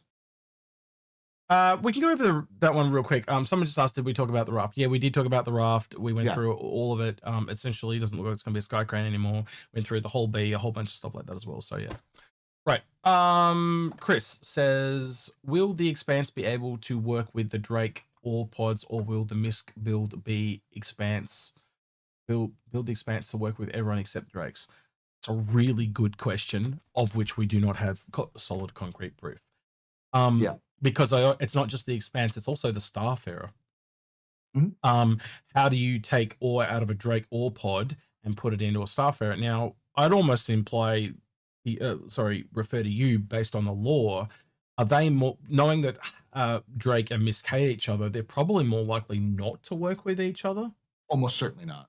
And they've done everything to really like drive home the idea that these two companies hate each other, and they've been making it even more FU like over time. Like they've really sort of driven home the idea that MISC and Drake are arch rivals in the industry, and they constantly are trying to one up each other and mess with each other in terms of the industrial capacity. Drake being more rugged frontier, and MISC being more typical heavy industries. So when I look at the Golem, there's two ways I can take it, so to speak. So unlike the ore pods, you'll notice that they're exactly 16 SCU cargo container sized. So when I look at that, instead of being the pod bags where they work with an integrated system, I think that it means they're really designed to be more just working with regular cargo ships, and they'll just deal with it when they get back to the base type of thing, or back to the space station, the refinery, or whatever. That's one way to look at it. The other way is that they build their entire own series of ships, and they have refineries as well, like the Expanse.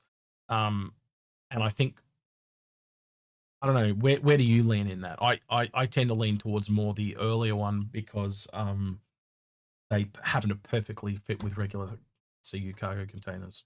The current one, like the Golem, is perfect. It's perfect for cargo containers, and I think if anything, we're more likely just to see the MISC cargo, the current cargo saddlebags that we have, or the ore saddlebags, they might get changed. They might get a new model, because really right now you can detach them. I think so. I think they may just do an overhaul, because that's a simple solution. Because if you make it would work. I'm just trying to visualize, because you've kind of got the mole, and you've got the prospector. Could you just essentially make it an 8 SU box? With a top, with a little it's possible. I wouldn't rule that out, but also knowing that they hate each other, making it so it's got this advantage, but it's also got a disadvantage. That's a gameplay thing. I know that in every game I've ever seen. Giveth and taketh away. So yeah, you can get the Golem for cheap, right? And it's got these cool lasers, but you have to use their bespoke shit, and you've got to jump through the jump holes because there's no refinery for it and stuff like that. And all of a sudden you move up to the prospector, and it's got a whole integrated system. Like, again, you can start seeing now the benefits of a prospector over at Golem. I think that's the way I would lean into it, knowing that Drake seemed to do that. But I also wouldn't be surprised if they eventually bring out a refinery that works with the Drake system as well. You can see the two. Drake loves its all-in-ones. Gives them options. There's a family of ships that work together. And it gives them options to create ships in the future that we possibly can use as well. So yeah. Mr. Flick 16 asks, "Hey, Execute, did you get your account back? I got a message from you on Discord asking for help. I remember you saying you got hacked. Unrelated ground refueling vehicles soon." Yeah. So yes, I did get the account back. The Discord's all back. It's been back for probably easily a month now. I've had it back, but yeah, it was a very stressful 2 weeks. And I went through all that on some other streams and talked about how I got it back and things like that. But yeah, I'm back. The Discord's all back. It's all in control. We've even set up security measures, so I'm no longer the owner. We handed it off to a break glass account, as they call it in the security industry. There are many people inside the Citizen community, and we got suggested that to us pretty quickly. So that is now on an account that we've given the mods and some of the other info. I don't think I've given you one, Paul, but if you want, I'll give you one. I've given them some of the backup codes. So if I end up like just dying, you guys can take control of it if you need to and stuff like that. So, and because we know which code was given to which person, if they try us and stab in the back, we know who it was and stuff like that as well. So, but it means that I'm no longer the sole proprietor, so to speak, and it removes the weakness that is me, the human. Yeah. So the other question, ground vehicle refueling soon? Possible. I know that they've got the hoses and stuff in Squadron, but I think that's a little bit cart for the horse. Like I'd assume that it'd be a little bit further down the road, wouldn't you? Yeah, because I mean, ground vehicles don't need fuel yet. Yeah. So there's no reason to build a ground vehicle refueling ship or ground vehicle that can do refueling until ground vehicles also need fuel. And I know the argument would be, well, I want to refuel my ship. Like, yes, but it will be a multi-role. It'll be able to refuel your ship and your vehicle at the same time. Even looking at that Grey Cat thing, if it's doing some towing, maybe it can replace some of your components and do a bit of refueling in the future. That could totally be a thing as well. Again, if it's that tow truck thing that I'm thinking it's to me, or a military tow truck, like a military recovery vehicle, that makes a lot of sense. If you can just chuck a battery in a tank and it fixes it, or chuck you get where I'm going, right? Like it's usually quicker to drive under your own power than have someone else recover you. So yeah. Right. Next one. Admiral Warbot and Admiral Warbot Nix asks, is it better to do a live stream on my channel for long form podcasts or on my personal channel that has less than 30-minute long videos that will be used for keyboard building and clips? But I haven't been asked a content creator question like that in a long time. I can hit them real quick. Go for it. YouTube tracks a couple different metrics. One of the big ones is length. Yeah. If you do a 10-minute video here and an hour and 30-minute video here, YouTube doesn't know who to recommend you to. Yeah. Which is the problem we have here at Inforunners, because we just do everything. That's why a lot of people look at our channel and go, why are you guys so low? But like, we keep getting told that we're like this big thing, right? Yeah. We don't feel Everyone big. talks about you. Yeah. I don't care. I just because I enjoy it. But and it's the same thing with you. Like we don't feel like we're big. And Space is the same. Like he didn't think he was going to be big either, but we knew straight away when we met him, didn't we? We're like, yeah you're going to be bigger than us in no time. But he's essentially an onboarder, so he gets a lot of that new traffic, where we have the veteran people that are a lot further back down the line, both your channel, because lore is something you've got to get into over time. And it's the same thing when you're looking at the stuff that we do with the ships and stuff. So we're a lot further down the thing. So if you end up subscribing to us, we have a really high retention rate. It's like 96%. So once you subscribe to us, you stay, right?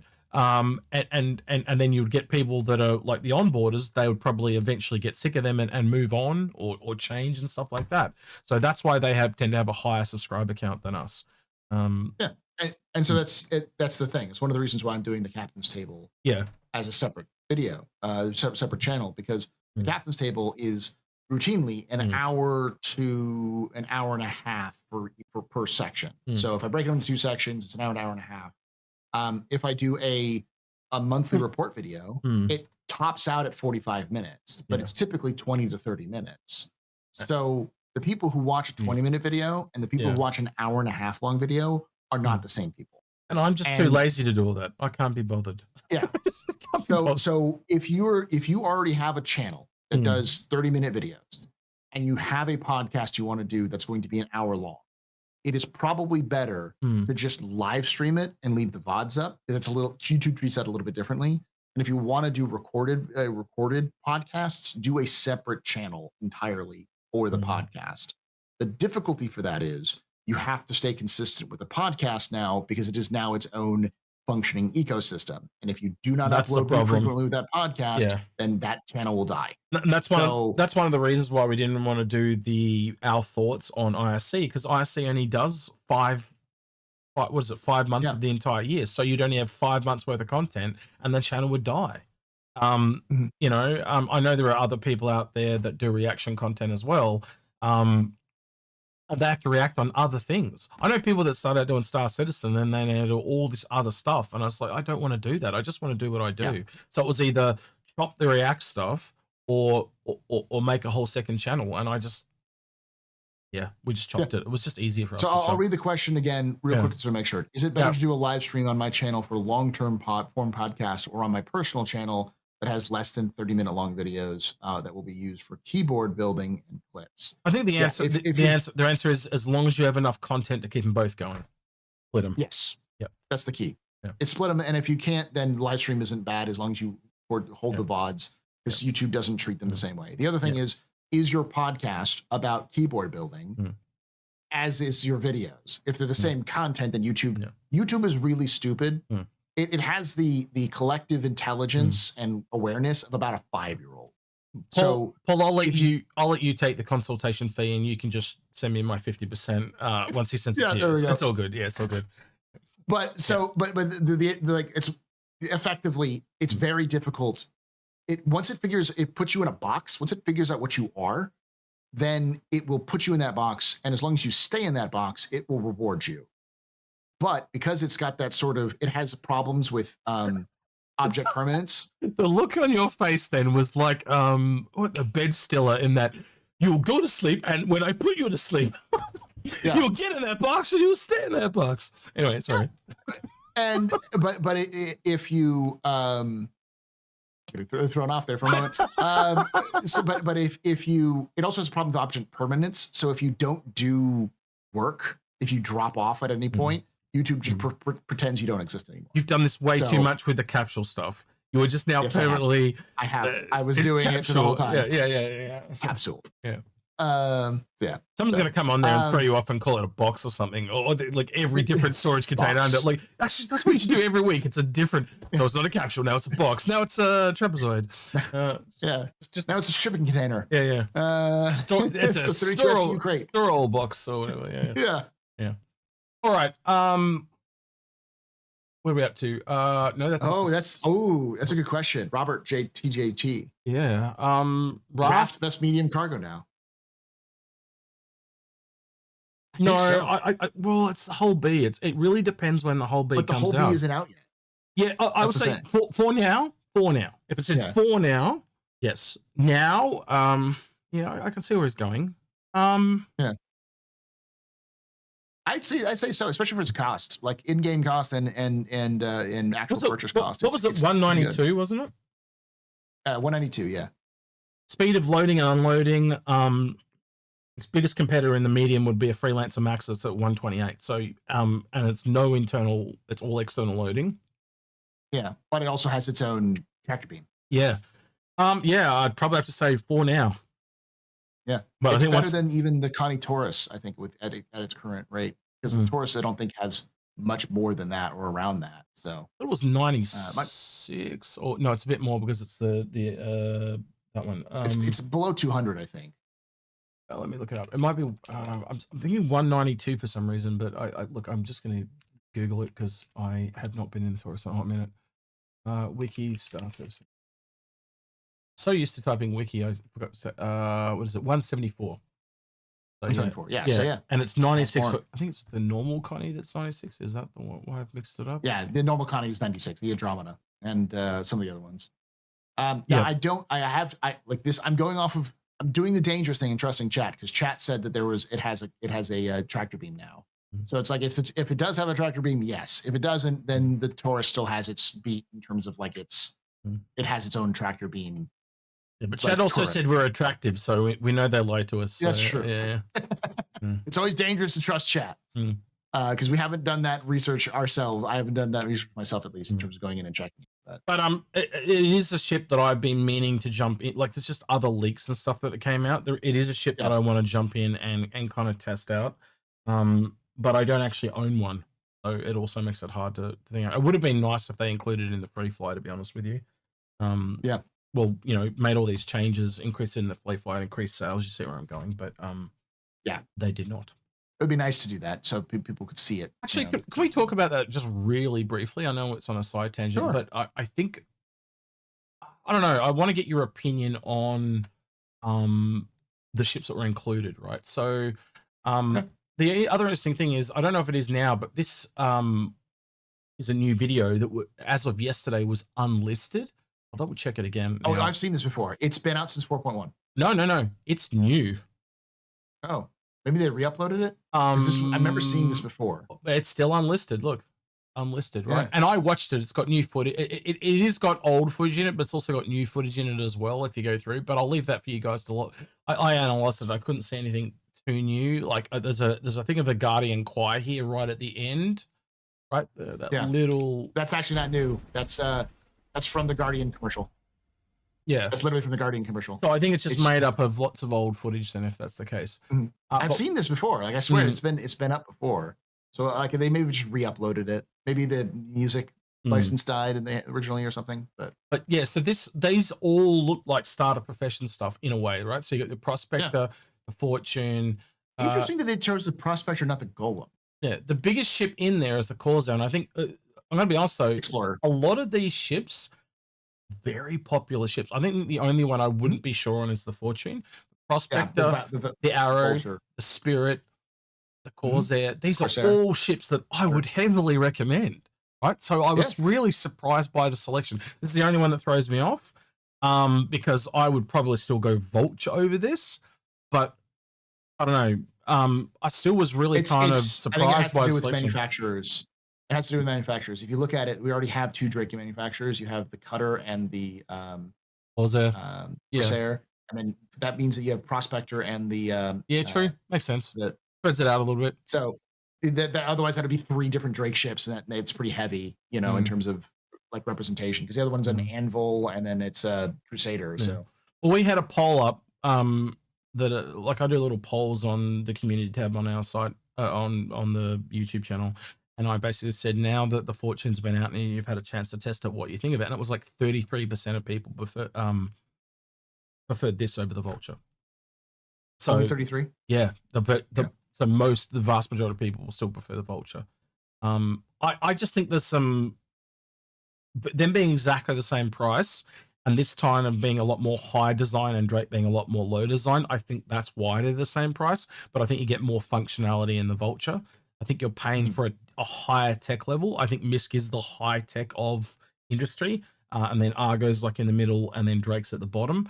And there's probably more professions that fall in, manufacturers that fall into that, like Aegis and others. But I'm just giving the examples.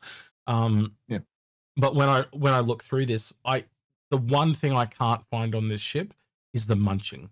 And what I mean by that is, the drums on the Vulture and the Redeemer. There's nothing on that does this. Now, a lot of people say, well, it breaks it apart. But again, if you're going to make a ship under the Vulture, you have to take things away, right? And so if all this essentially will finally do is gripping, and maybe there's a hidden element to it that does the munching.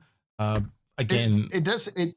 I think the munching. I think the problem is that munching, the idea of like whole like breaking down. I think the thing is that that's gone. We were talking about earlier, the physicality of that, the claw. I think for now it is, but I think they will come back to it later. So I think it's a post 1.0 though. So yeah, well, right now they essentially said when they has that ability. When they brought out what they're doing for the Reclaimer currently and the Vulture, they literally said this is almost like a placeholder. We're going to come back to it. They did say they're going to come back to it. So I just don't know exactly where the place of this one is, because, for example, on the Vulture, the way it breaks things apart is it has blast charges that you've got. You can see the panel; it's there ready to go. Yeah. Does this do blast charges, or does a laser or something like that? Like do you just how you change the mode? You change the mining mode. Do you just change the mining mode, and instead of it being a stripper, it becomes a laser that just cuts the ship into pieces? Who knows? Do you have to shoot it apart with the guns on the ship? Who knows? So there's just some questions about this that I'd like answered, and I'd love if CIG would tell us, because them both being the same, I cannot recommend a good financial purchasing decision And so based on that, I just recommend the Vulture every single time. Cannot recommend. I'd love to be able to recommend it, but I can't because it's got these big question marks over the top of it. So yeah, sorry, I did want to go through that, but sorry for the that's good. tangent. Right. Adzilla asks, there's a lot of speculation about the Raft price increase. Is there a precedent for this once a ship has been improved like this? I doubt it. We'll see. The Banu Merchantman. There's a few. How much did it go up by though? I'm curious. How much did it go up by? I thought because when I there's checked a speculation of the Raft possibly getting, because it's 125 right now, and so because it's now, I don't think it will go up. It seems to have lost functionality, not gained it. So I'd be more likely to think it's going to stay the same.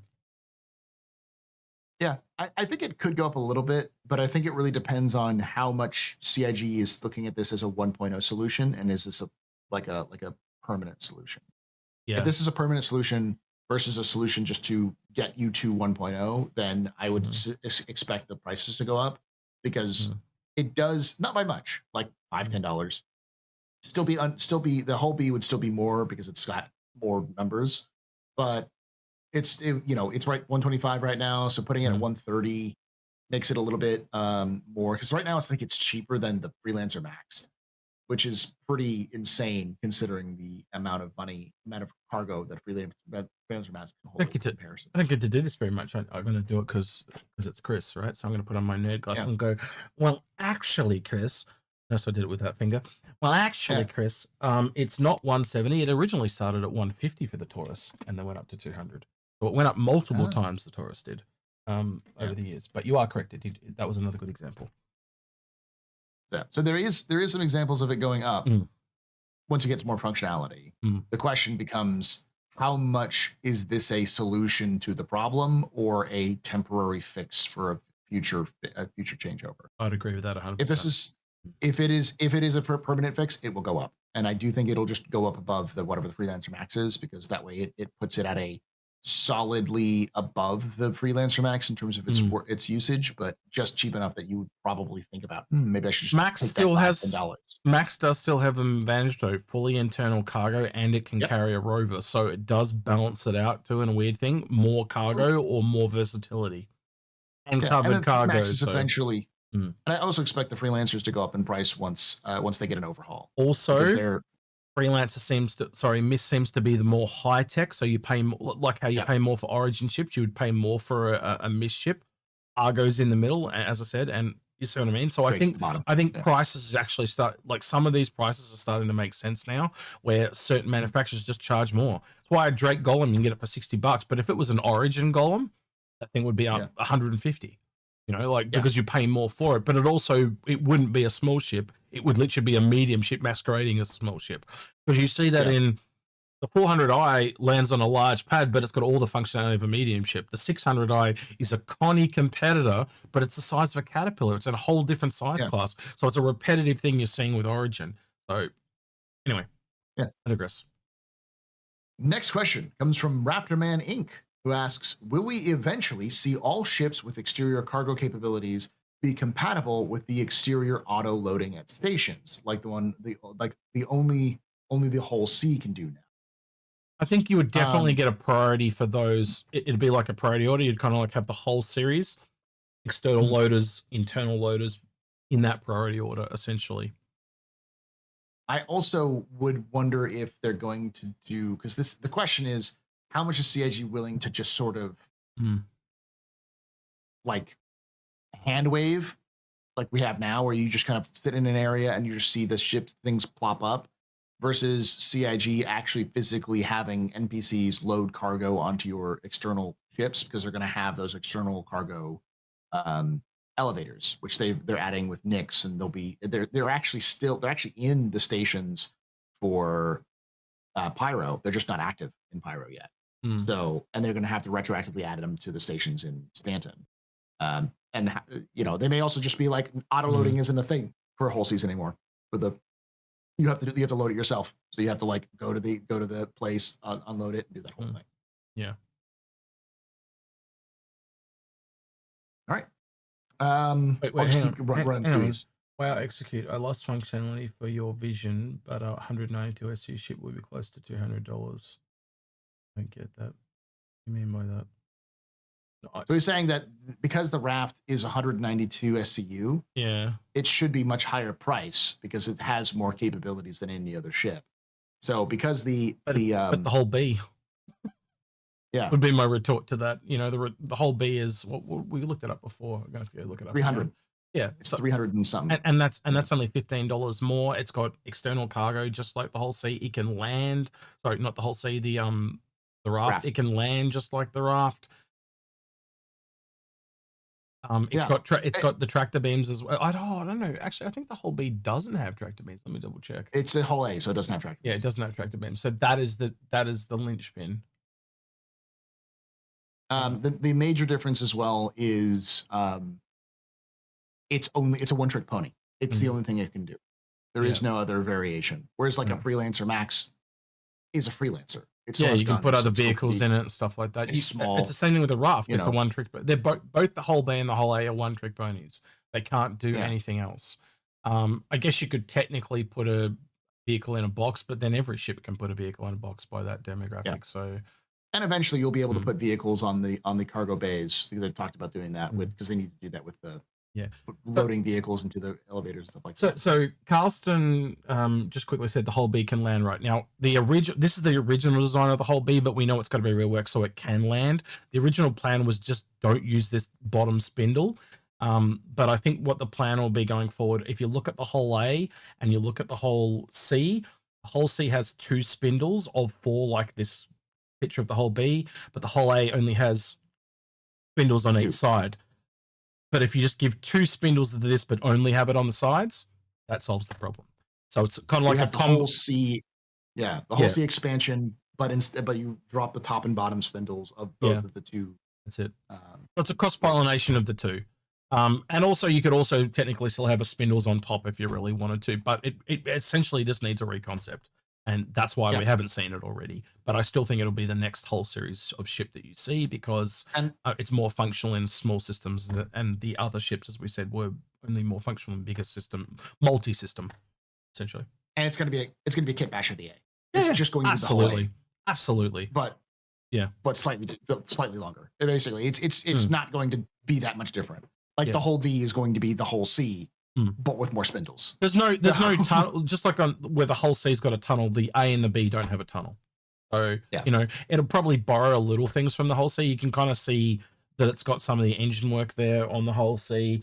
You know, maybe the B came before the A, and I think the A is the newest one. I know the A and the B are the newest 2, but I can't remember which one came first, the B or the A. Do you know, or which one? Well, I'm asking, do you know which one actually is the newest one out of the A and the B? I don't actually know. They're built at the same time. Oh, okay.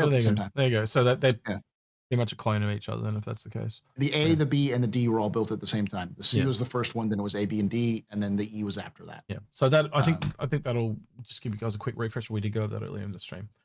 Right. Go for it. Ramrod's got a good question, which I'll read it, but I don't know this right off the bat.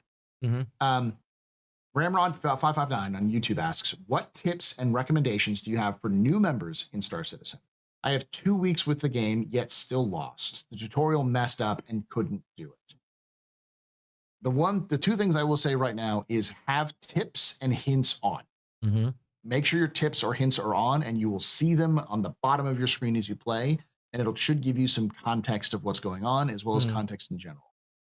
The second thing I will say is just look up Star Citizen 4.1 tutorial on YouTube and pull some of those videos up, because YouTube's got a lot of them. I always suggest people like Captain Burks, or just Burks, because usually does pretty good ones for every of the main lines. Every so often, Voidy will do one. I don't know if Voidy's done one recently. I think it's even simpler than that, though. I think just ask for help in chat. You'll be surprised. It's not like other games. If I'm playing and someone's asking for help as a content creator, I am helping them. I know that John Citizen has a whole Discord set up for new. It's literally called New Players Welcome. That's the name of his Discord. And he will, if he sees someone asking help, he will go out of their way. He'll, pull them in, teach them mining or whatever they want to learn. and he'll help them. So if you want some more customized help, feel free to reach out to me, or I don't know if Paul wants to do it, but I know Algrid would as well. Just reach out and we will put you in contact that can help you, or if we can make time, we will help you ourselves. But I know John would definitely like to help you. In the launcher, I think this is the the bottom left. Guides? The guide system. The guides thing. Yeah. There's also literally a CIG sponsored player run program called the guide system, where you apply, you go to their website, you apply for help, and on Spectrum, their site, they will match you with somebody. Someone will match up, and they'll get your name, and they'll message you on Spectrum and say, hey, like, I'll help you out and that kind of stuff. And then you can, if you help them out, you can go through the process and saying, did they help? They did not help after the fact. And they actually, in some cases, they'll get actually a bonus. They'll get some like a little in-game hat for helping you out. So there is a system that does work. It's rarely used because it's on the website, not in the game, but you can find that. Yeah, just generally saying, hey, I have no idea what I'm doing. People will try to help you out. Okay. Right. So no, someone sent me a link. You can actually, I was going to see if I can do this. Yeah, that's fine. Click. I'm just doing it. I'm just going to test here. It says unique winners chat announcement. So someone linked me the thing about stream elements, and I've just noticed it. Luck modifier 1 done. Activity timeout done. View entries. You're logged in, and you're logged in under YouTube, right? View entries. Viewers will appear here as they enter. Does it say something about YouTube coming up? I don't know. It'll be in top right of the yeah, I'll show you elements. I'll show you. This is what I'm looking at, this thing here. Okay, so viewers will appear as they enter. Oh, it's Nightbot. That's different. Yeah, so you got to enter through Nightbot. Okay, well that's not going to work then, is it? It'll work the same way. But as long as Nightbot is connected to YouTube, it's fine. Yeah. All right. I don't know if Nightbot connects to YouTube. I think it does. How do I stop that now? How do I? Stop. There should be a stop one. Nope. There's no stop. Nope. There's no close. I don't know how to stop. Can I just close the window? I'm just going to close the window. I'll pretend it's not there. That's fine. Yep. Anyway. Right. Next question, please. Sorry. All right.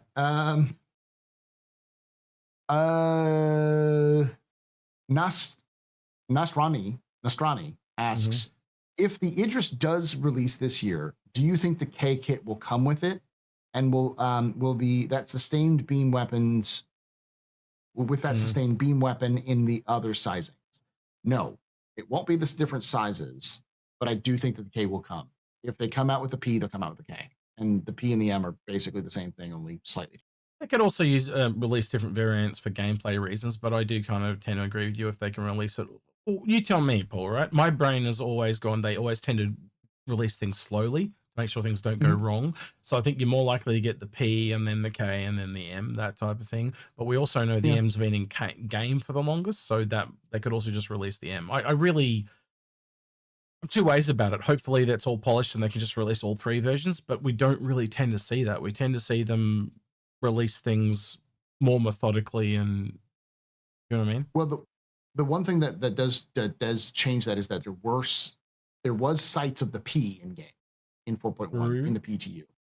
So like people were seeing the P flying around. So, and we do know it was in the files. So, and since the P is so similar, it's the same ship, only it replaces the front missile room with a cargo bay, and it removes the railgun. I think it changes some other things, but it's mostly cosmetic. Yeah. Like minor changes in terms of like the weapons loadouts. It's effectively a variant rather than a brand new ship. And if CIG has already got that variant ready to go, and it's not that different from the main ship, the thing that's really holding it back is the same thing that's going to hold back the M from being implemented. So once the M is implemented, it's a matter of, can you put out the P? And they already have modularity. So the question is, do they have the Idris rigged up to modularity? That's the other thing. Yeah. I think the most likely situation is the M coming out, the P coming out at the same time, and then the K be releasing later as they rig up the Idris for modularity. Yeah, I'd agree with that. But I could also see all of that. So It's always vague, aren't they? Right, Kevin Beachland says, when and how do you get a K kit? So if you own an Idris, then it opens up and you can purchase it. It becomes available on the store, but you've got to own an Idris to start with. You have to own an Idris P. Yeah. And wait, it's you only can't. available. Well, I guess you wouldn't be able to buy it if you own an M because an M's above a K. M. Yeah, that makes sense. That makes sense. Fun fact: the K's laser gun is made by Hurston Dynamics. But you're going to say it was made by Kit Kat. This is where my brain went.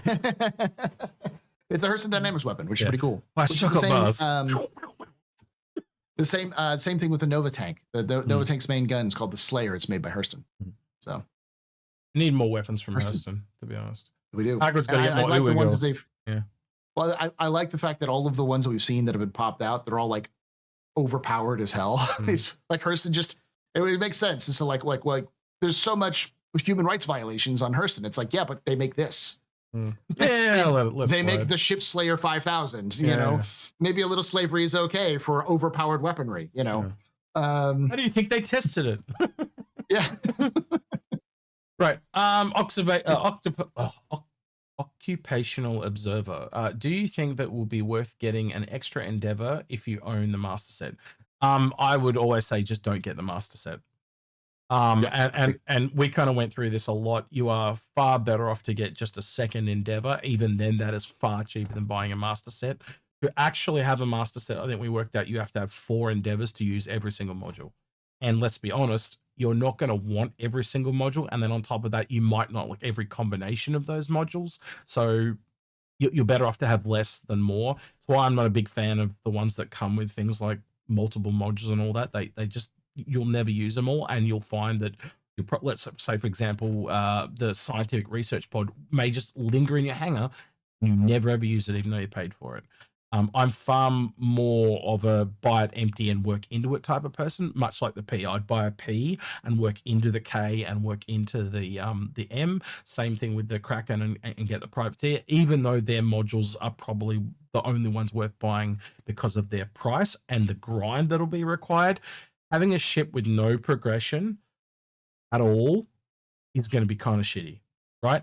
And that's why I kind of recommend only getting one big ship, right? Because eventually if you've got one big ship, you can go sideways and you can go down and all that type of thing. But if you own every single ship in the game, what is your gameplay? Just what, you're going to socialize and talk to people that come on your ship? I guess that is a bit of fun, but you're killing your own game in a way. Yeah, there's as somebody who routinely does zero to hero gameplay, there is something very visceral and very engaging about starting with like an Aurora and making your way up to a bigger ship. It's not that difficult right now. It's probably going to get a little bit more difficult. Yeah. But buying that new ship is that little dopamine hit. Like, oh, I got a ship. And another ship.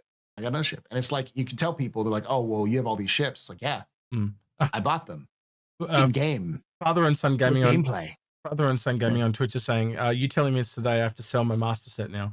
Well, you don't have to if you don't want to. This is just the advice that I'm giving. We only ever recommend this stuff on what we would do and the like general financial advice, like for the money, what is the best thing to do. But again, you're not going to want every single module, like unless you want every single form of gameplay. But realistically, think about that. If you can only put certain number of modules on the ship, are you going to go back and wait for it to be switched over in a shipping yard that can take hours to do, or are you going to pull out a different ship? And that's the thing. And so the annoyance of switching them over, and by the way, I've got to go 5 systems back, get to the capital shipyard. You see where I'm going, right? Like, or does my friend just have another endeavor that he owns and he's got those modules on it? So you are more than likely probably going to end up giving the modules that you own to other people. That might be the other way to look at it. If you are an org owner, then maybe I could justify one person having the master set and giving the modules to other people. But realistically, own them in game. They are like fighters. They are not that valuable. Like the most expensive one on the Endeavor is $150. That's a prospector. Right, do the math. These things are not going to cost that much, and if they do cost more, again, it'll be a part of the grind, and it will be leveled with the Endeavor. So therefore, you got something to work towards. It's part of the game. Yeah, the gameplay, you would agree with me, Paul, is along the lines of rep grinding and grinding out different things, right? So if you are actually removing that from the game, you've got nothing else to play, and you'd be grinding for nothing. So by having an Endeavor master set, you've got literally nothing to work towards on that ship. Nothing, right? you're only repetitively going through, like, and again, I don't know about you, but if I'm not motivated to get that carrot on the stick type thing, I don't tend to do a lot of things. I tend to, so you'll buy the Endeavor, use what it is, and buy another ship, and then do the progression on that ship.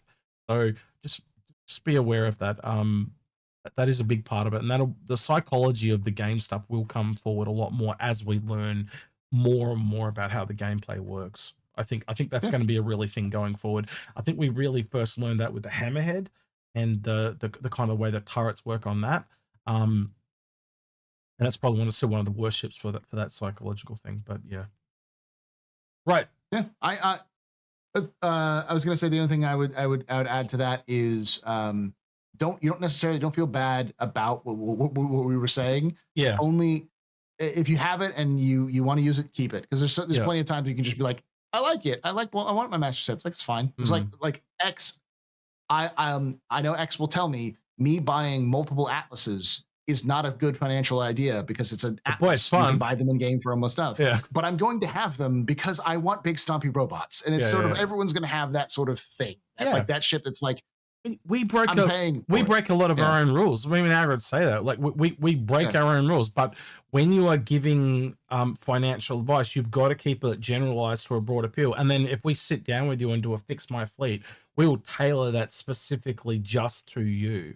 And that's, again, it's trying to give good advice, not bad advice, and it's hard to give it to a massive group. So you've got to keep it right. What is that financial perfect sense? Because as soon as you allude from that, it removes people from that equation. So I said, as soon as you go into an org, it starts to change a little bit, you know. So it's hard to keep it on a baseline, I guess is what I'm saying. So yeah, looks like we're almost done here. A couple of questions left. I was thinking about raiding Loken, fellow Inforunner, if you're cool with that. Sure. He was on. Yeah. No, I think he's off. Shit. He might be off. Yeah, because but now he's gone. I usually do pub and plays on Fridays and with Loken. So, but he usually gets off pretty early. Oh, well, if you find someone on Twitch that you know or would like to raid, let me know, because I am terrible at picking them, and I feel like I'm always I only tend to pick people I know, because I just so many people on there that I don't know. So I'll let you have a quick look, and I'll go on to the next question if you want to have a quick look. I mean, we could always raid Zero State. Zero State's always fun. Well, we've raided him quite a few times, so yeah. Yeah, and Super Penguin's on too, and Red Monster. Red Monster's going to be on the captain's table tomorrow, so you might want to raid. Yeah, we can raid him. That's fine. And I met him at CitizenCon. It was really weird walking out to people that had no idea who I was. That really blew my mind. Like, Dark Law had no idea who I was, but by the end of the event, he knew exactly who I was. It was really funny. It's like, oh shit, I just realized I didn't realize who you were.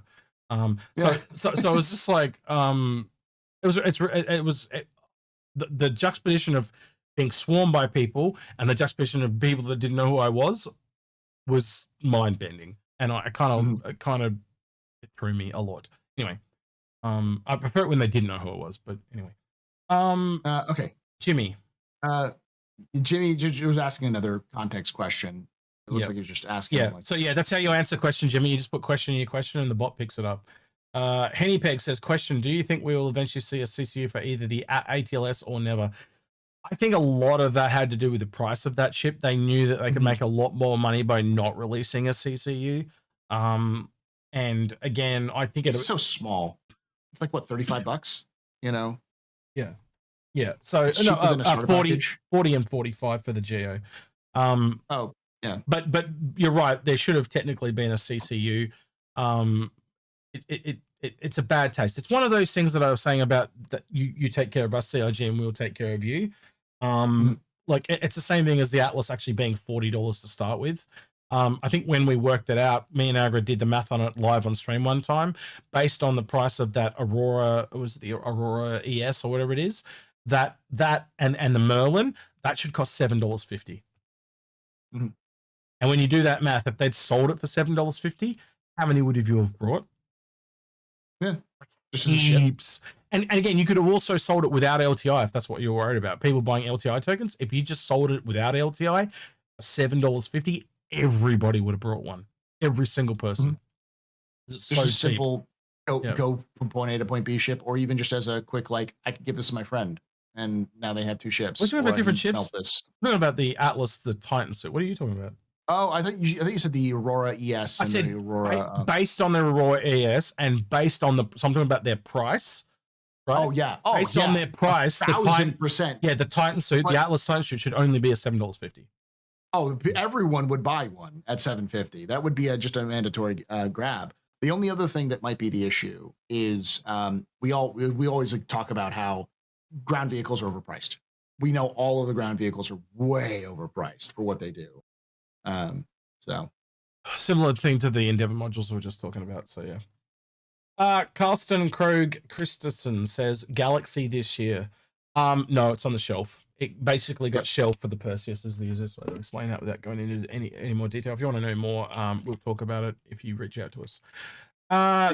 Comificated says, question, what variant of the Ironclad will we see? I'm excited to see it release for DEFCON, DefenseCon, and prepared to be disappointed and wait longer. I'll let you answer this one because you've got a variant of it. Yes. I have a CCU to the variant of it, but it's I will cash it in when it comes out. There is only 2. I don't see them doing a bunch of different variants other than the Assault and the Ironclad. We might see some here and there down the line, but it really depends on how much it costs for them to, like, how much modifications they want to make to the ship. Like, I could see them doing a salvage variant. It's just but that would also require, salvage cutters and stuff like that. And, yeah.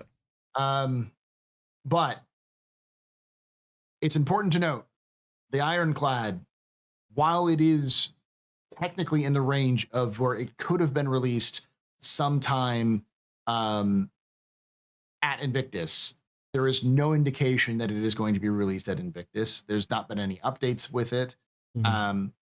There's been more sightings of the Perseus or of the the Perseus than there has been of the Ironclad. And the Perseus, we know, has just entered Greybox. So I do think that the Ironclad is closer to re-releasing than the Perseus, but it's probably going to release in like 4.2 or 4.3 rather than 4.1 or 4.11 or 4.12, whatever the release is for the. Oh, your camera's frozen.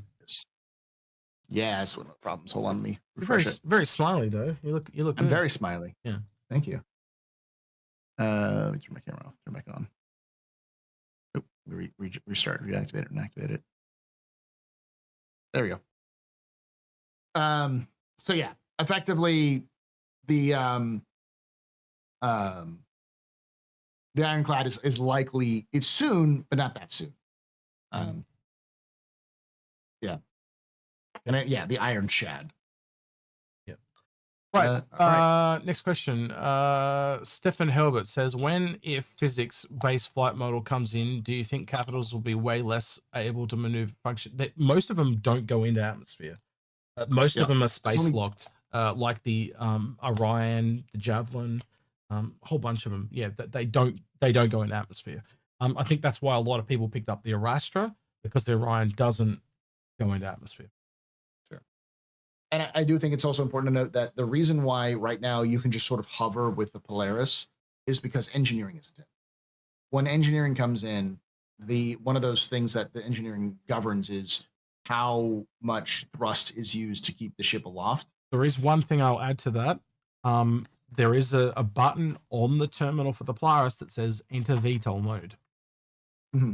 So they've definitely thought about it. But think about all the ships in the game right now that have VTOL and they do nothing. All the Spirit series, the Cutlass. Yeah.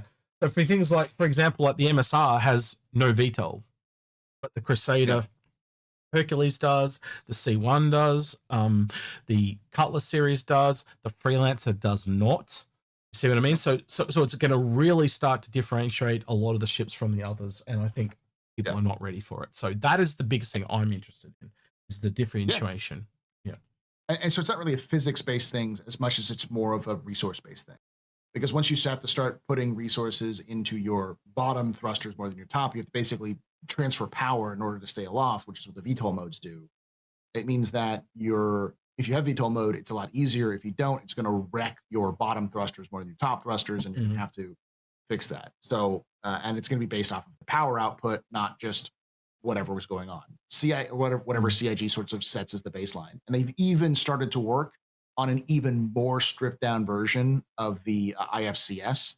So there's even more control, but also more, they want to make it less handhold. They want to take the controls that currently exist in game and remove some of the supports to make it a little bit more difficult, but also to be able to add those back in if they want to. I think a really good example of those would be to look at the same three ships in the size crate. It would be the MSR, the Connie, and the Corsair. They're three very different ways that they go about it. The MSR has none of it, right? So that's the easy one. The Connie obviously has those spinning fans that help keep it aloft, which is a more high-tech approach. And then they've got the Corsair that's just got giant wings that just makes it so it can glide through atmosphere. And it's, again, Drake is very simple and to the point and no frills. I think all three of those show you the drastic versions you're going to get with a flight model. The MSR is not going to be hovering around. It's just going to where it's going. It's going to land, and that's it. It's not going to want to hover around in atmosphere. Too expensive to do so. And with that same thing, the Andromeda is probably going to have a little bit more chance to hover around because it has that ability to just sort of keep itself aloft versus a Corsair, which will be able to fly, but it won't necessarily be able to stop. Yeah. Well, it's got VTOL too, to be honest. Like, they are very small VTOL, but again, I think that's a part of why it's got the roof thing, because they're going to want you to, like, it's going to be a ship that kind of comes in, stops for a short period of time, gets people to drop onto the roof and then take the elevator down into the ship. I think it's almost like jumping off a train. If you've ever seen the episode of Serenity with the train heist, it always reminds me of that. Is so essentially that's how they get off the train. They jump off the train onto the ship and stuff like that. So it's the same thing. You're getting off someone else's ship after a robbery. It's not really doing any long-term VTOLing, much like the Connie Aquila, as an example, would be doing a shit ton of it as an explorer. Yeah, or my apparently most favorite ship according to CIG, which they should be doing to make it better, the Redeemer, is supposed to have those vector locks are supposed to turn so that they can actually go into hover mode, and that was part of the whole thing. So there's definitely some different approaches that CIG is going to go to it, which is one of the reasons why we haven't seen it in game yet, because it's going to be very different than you're used to, and that differentiation is going to make a lot of people mad because it's going to break your ship. Whatever ship is your favorite ship is probably going to get broken from that process because it's them learning how to make it work.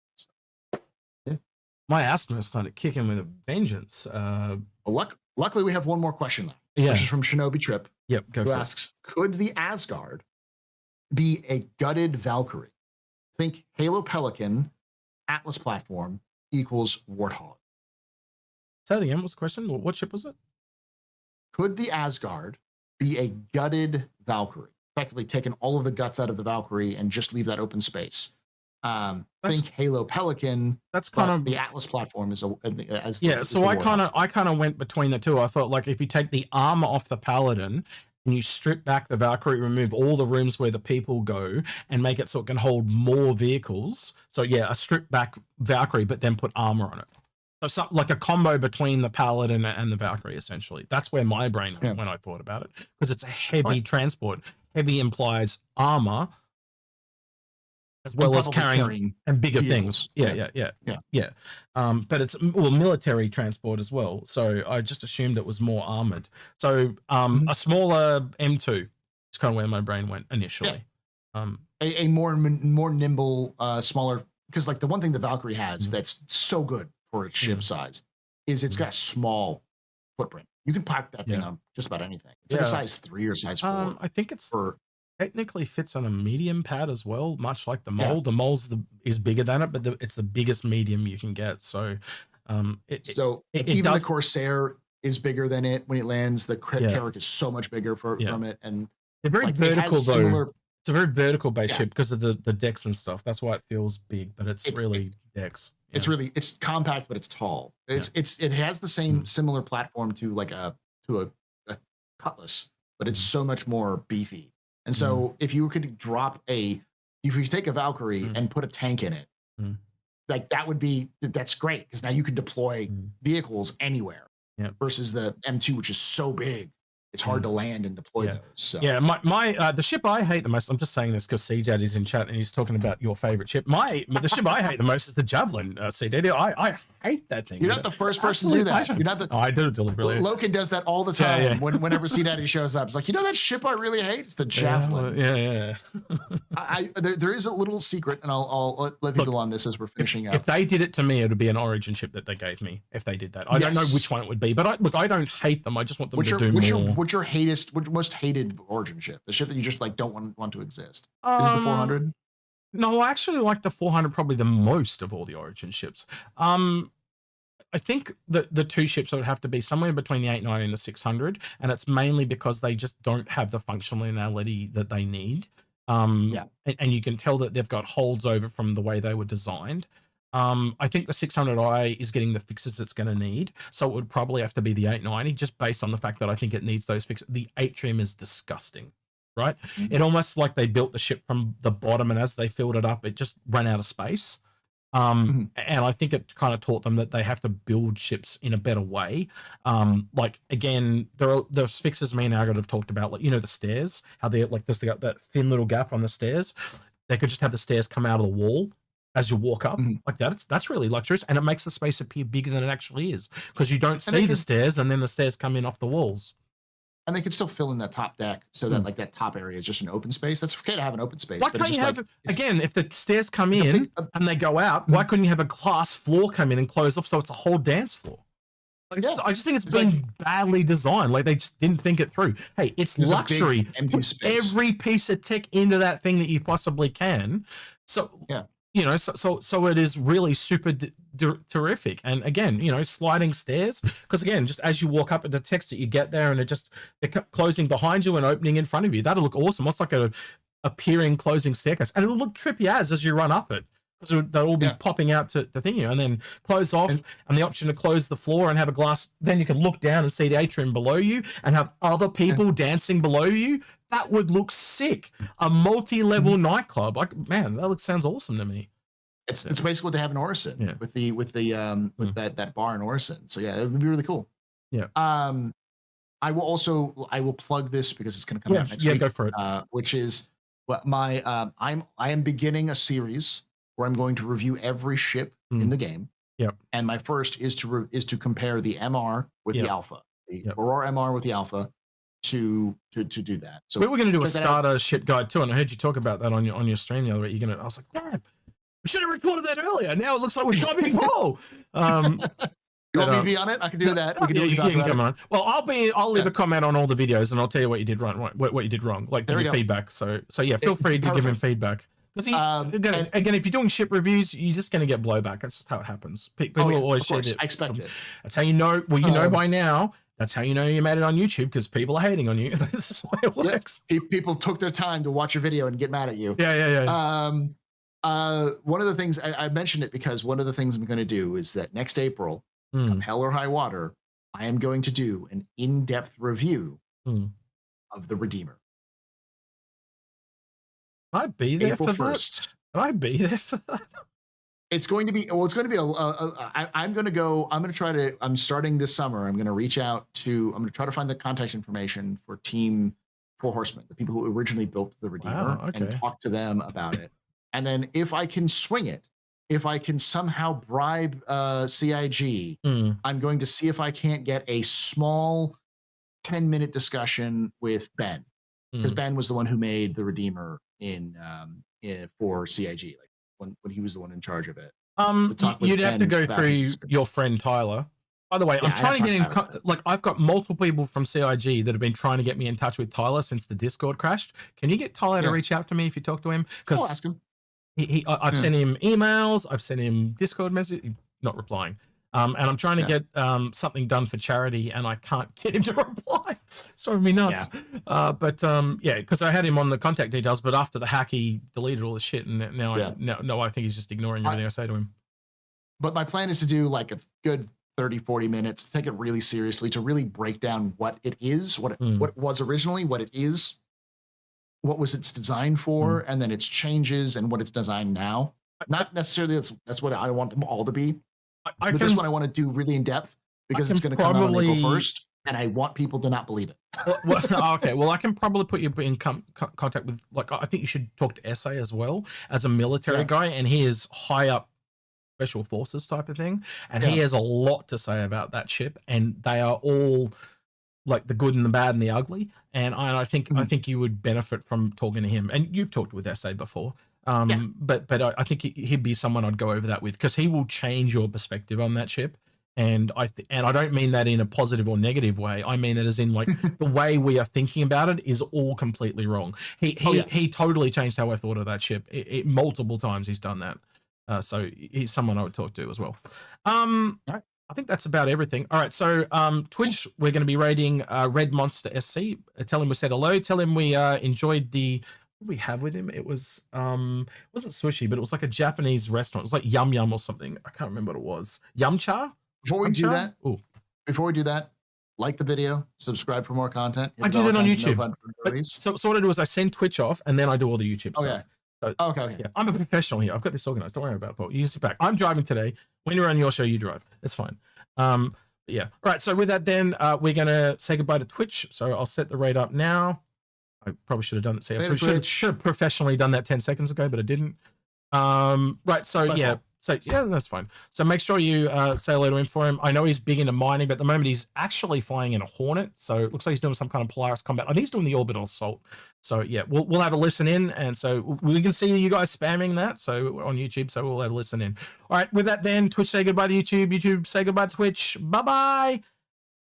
And they're gone. Now we can talk about it behind the back. Oh my god, there's such. Okay.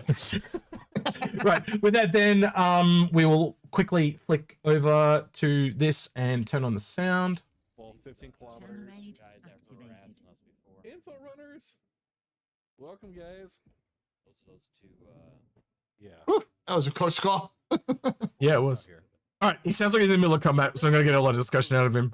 Let's go. But we do this with you too. Like last week when you were doing your computer, and I'm like, damn it! Like you were dressed up in your hobo husband wear or whatever you were wearing. Yeah. But we do that, and it's like some of the responses are so funny. Like they just don't even realize we're really actively watching them and still streaming on YouTube. That's what makes it.